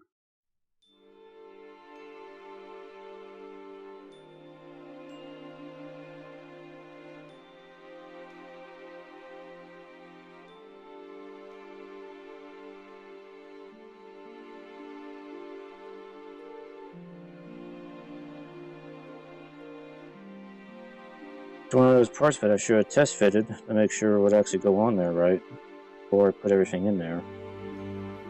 So now these things are kind of, they're getting bent out of shape now. I don't know why they're not snapping on. It seems like it'll be very easy to break these things. Where is my knife?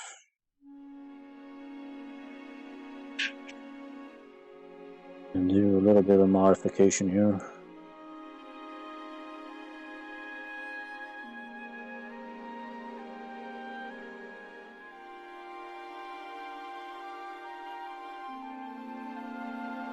Because now with this thing is all put together, I can't really take it apart again. But for whatever reason, these little gray pegs seem like they want to break.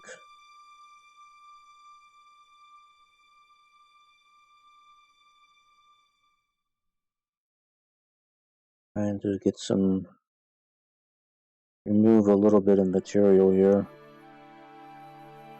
but not too much.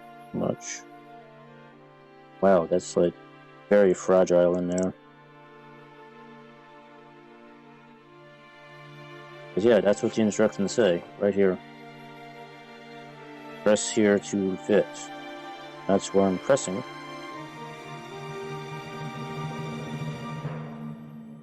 Right, so I got it in there, but it's not in there straight now because the peg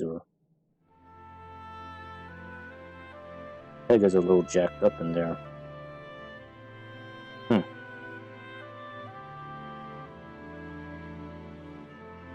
Yeah, you can see it's not in there straight because peg worked.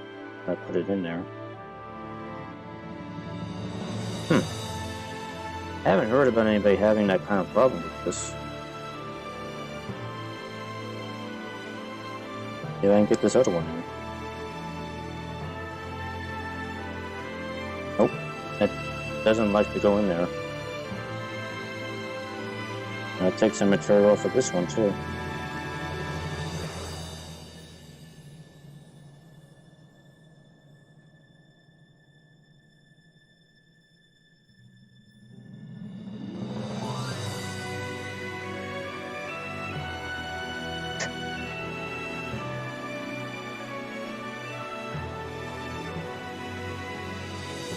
Okay, that one in.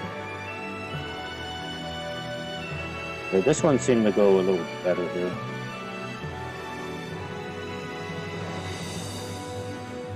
Okay, I'm going to stop the music for a second here. That doesn't want to open up all the way.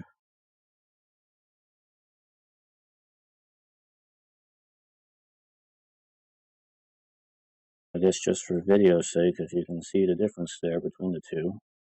This is opened correctly here. This one got jacked up because the pegs didn't want to snap in, so they got warped inside of there. Now you can't really open this thing all the way.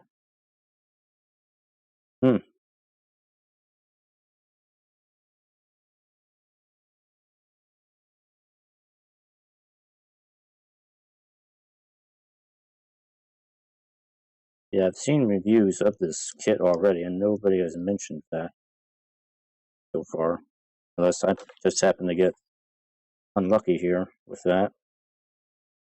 Yeah, it's only one of these got jacked up right to get in there. And looking at the way it's set up inside there, it's like it'll be very, very easy to break the pegs inside of there. It's these little pegs on this part right here.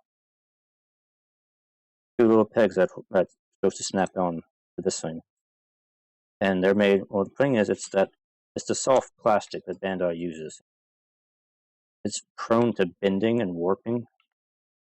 It's not hard plastic, it's very soft, great plastic. Put stress on it, it tends to bend.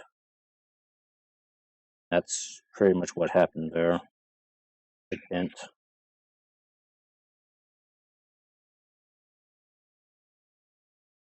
Anyway, this thing is pretty much together here.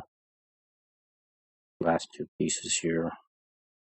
This goes on this side. Goes on this side.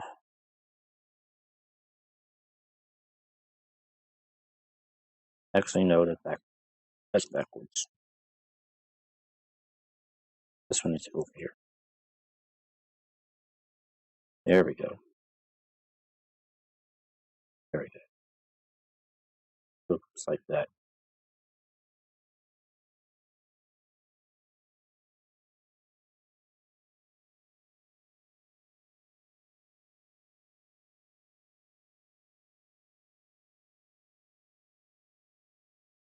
Lift my camera up.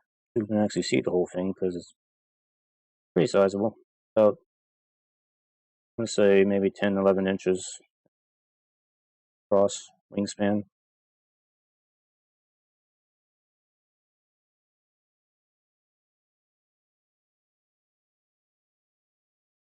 And let me check on this here. It should be dry now. Mostly. It's mostly dry now. Clean the edges up a little bit here.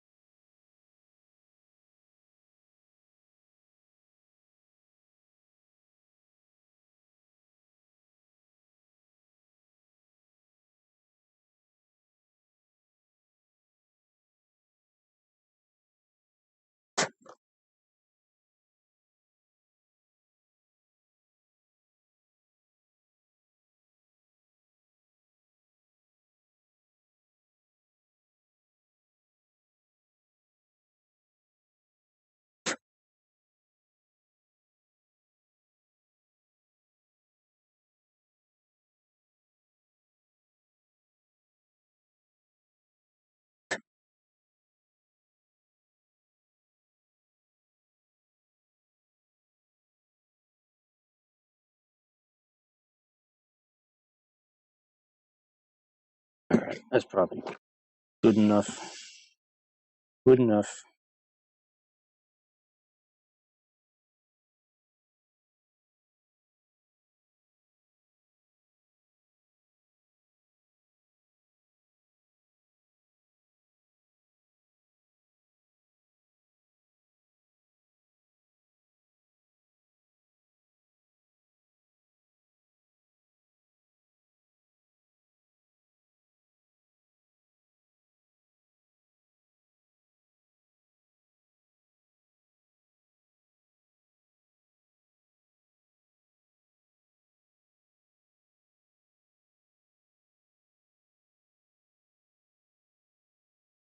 There is your silhouette flyer. Black paint's probably a little too shiny. It's too shiny. So, this on the flyer. Have to go up. Okay, I see they would go up like that, maybe? Something like that.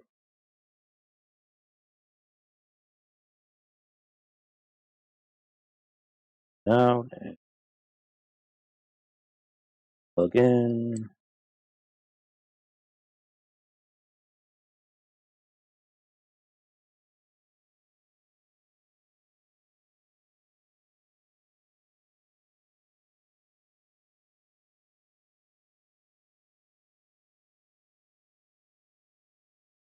I think I guess it's supposed to be more like this.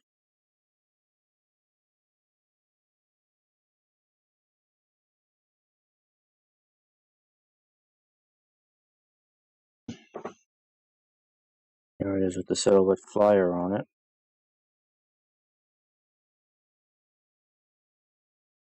Standard. Standard. Let's take that thing off. Play.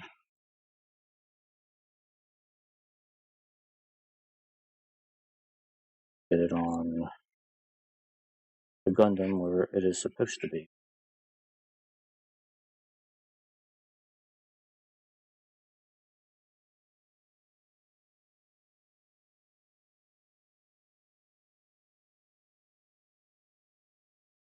Pretty strong connection there.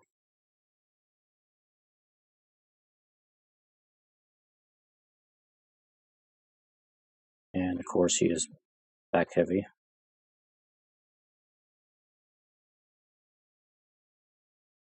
To go. You can actually see up here.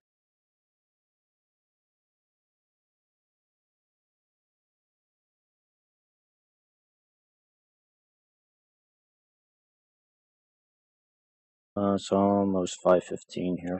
I'm gonna do the stickers on my own off stream because I'm pretty sure I'm running out of time here. I gotta go here in a moment. Anyway, that's the Force Impulse Gundam. I will try to get a review video together either this weekend or early next week.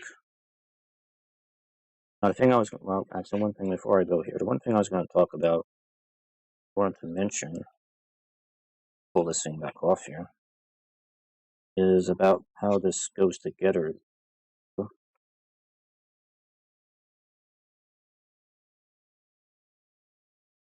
Straighten this back down here. So when he does his forward lean, like this here, it's the upper chest and nudes. You can see most of the core splendor kind of gets exposed when it does that. He had this big gap right there.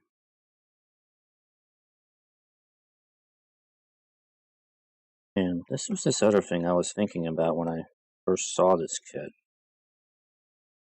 Like, you know, they had that whole thing, the infamous scene where the Impulse Gun or Shin defeats the Freedom Gundam. The Impulse Gundam, and he does a neat little trick to throw Kira off. And for what? I might be remembering this wrong slightly, but I think he split the Impulse Gundam to dodge an attack at chest area, I think is what he did. The only thing is that with this kit, as you can see, the core splendor is kind of still right there in the chest. So even if you did split to dodge an attack, the cockpit would still get hit. I might be remembering that wrong, but I thought there was something where he did that. It's kind of weird in the sense that the core splendor attaches to the bottom half of the kit, not the top half, where I thought it would make a little bit more sense.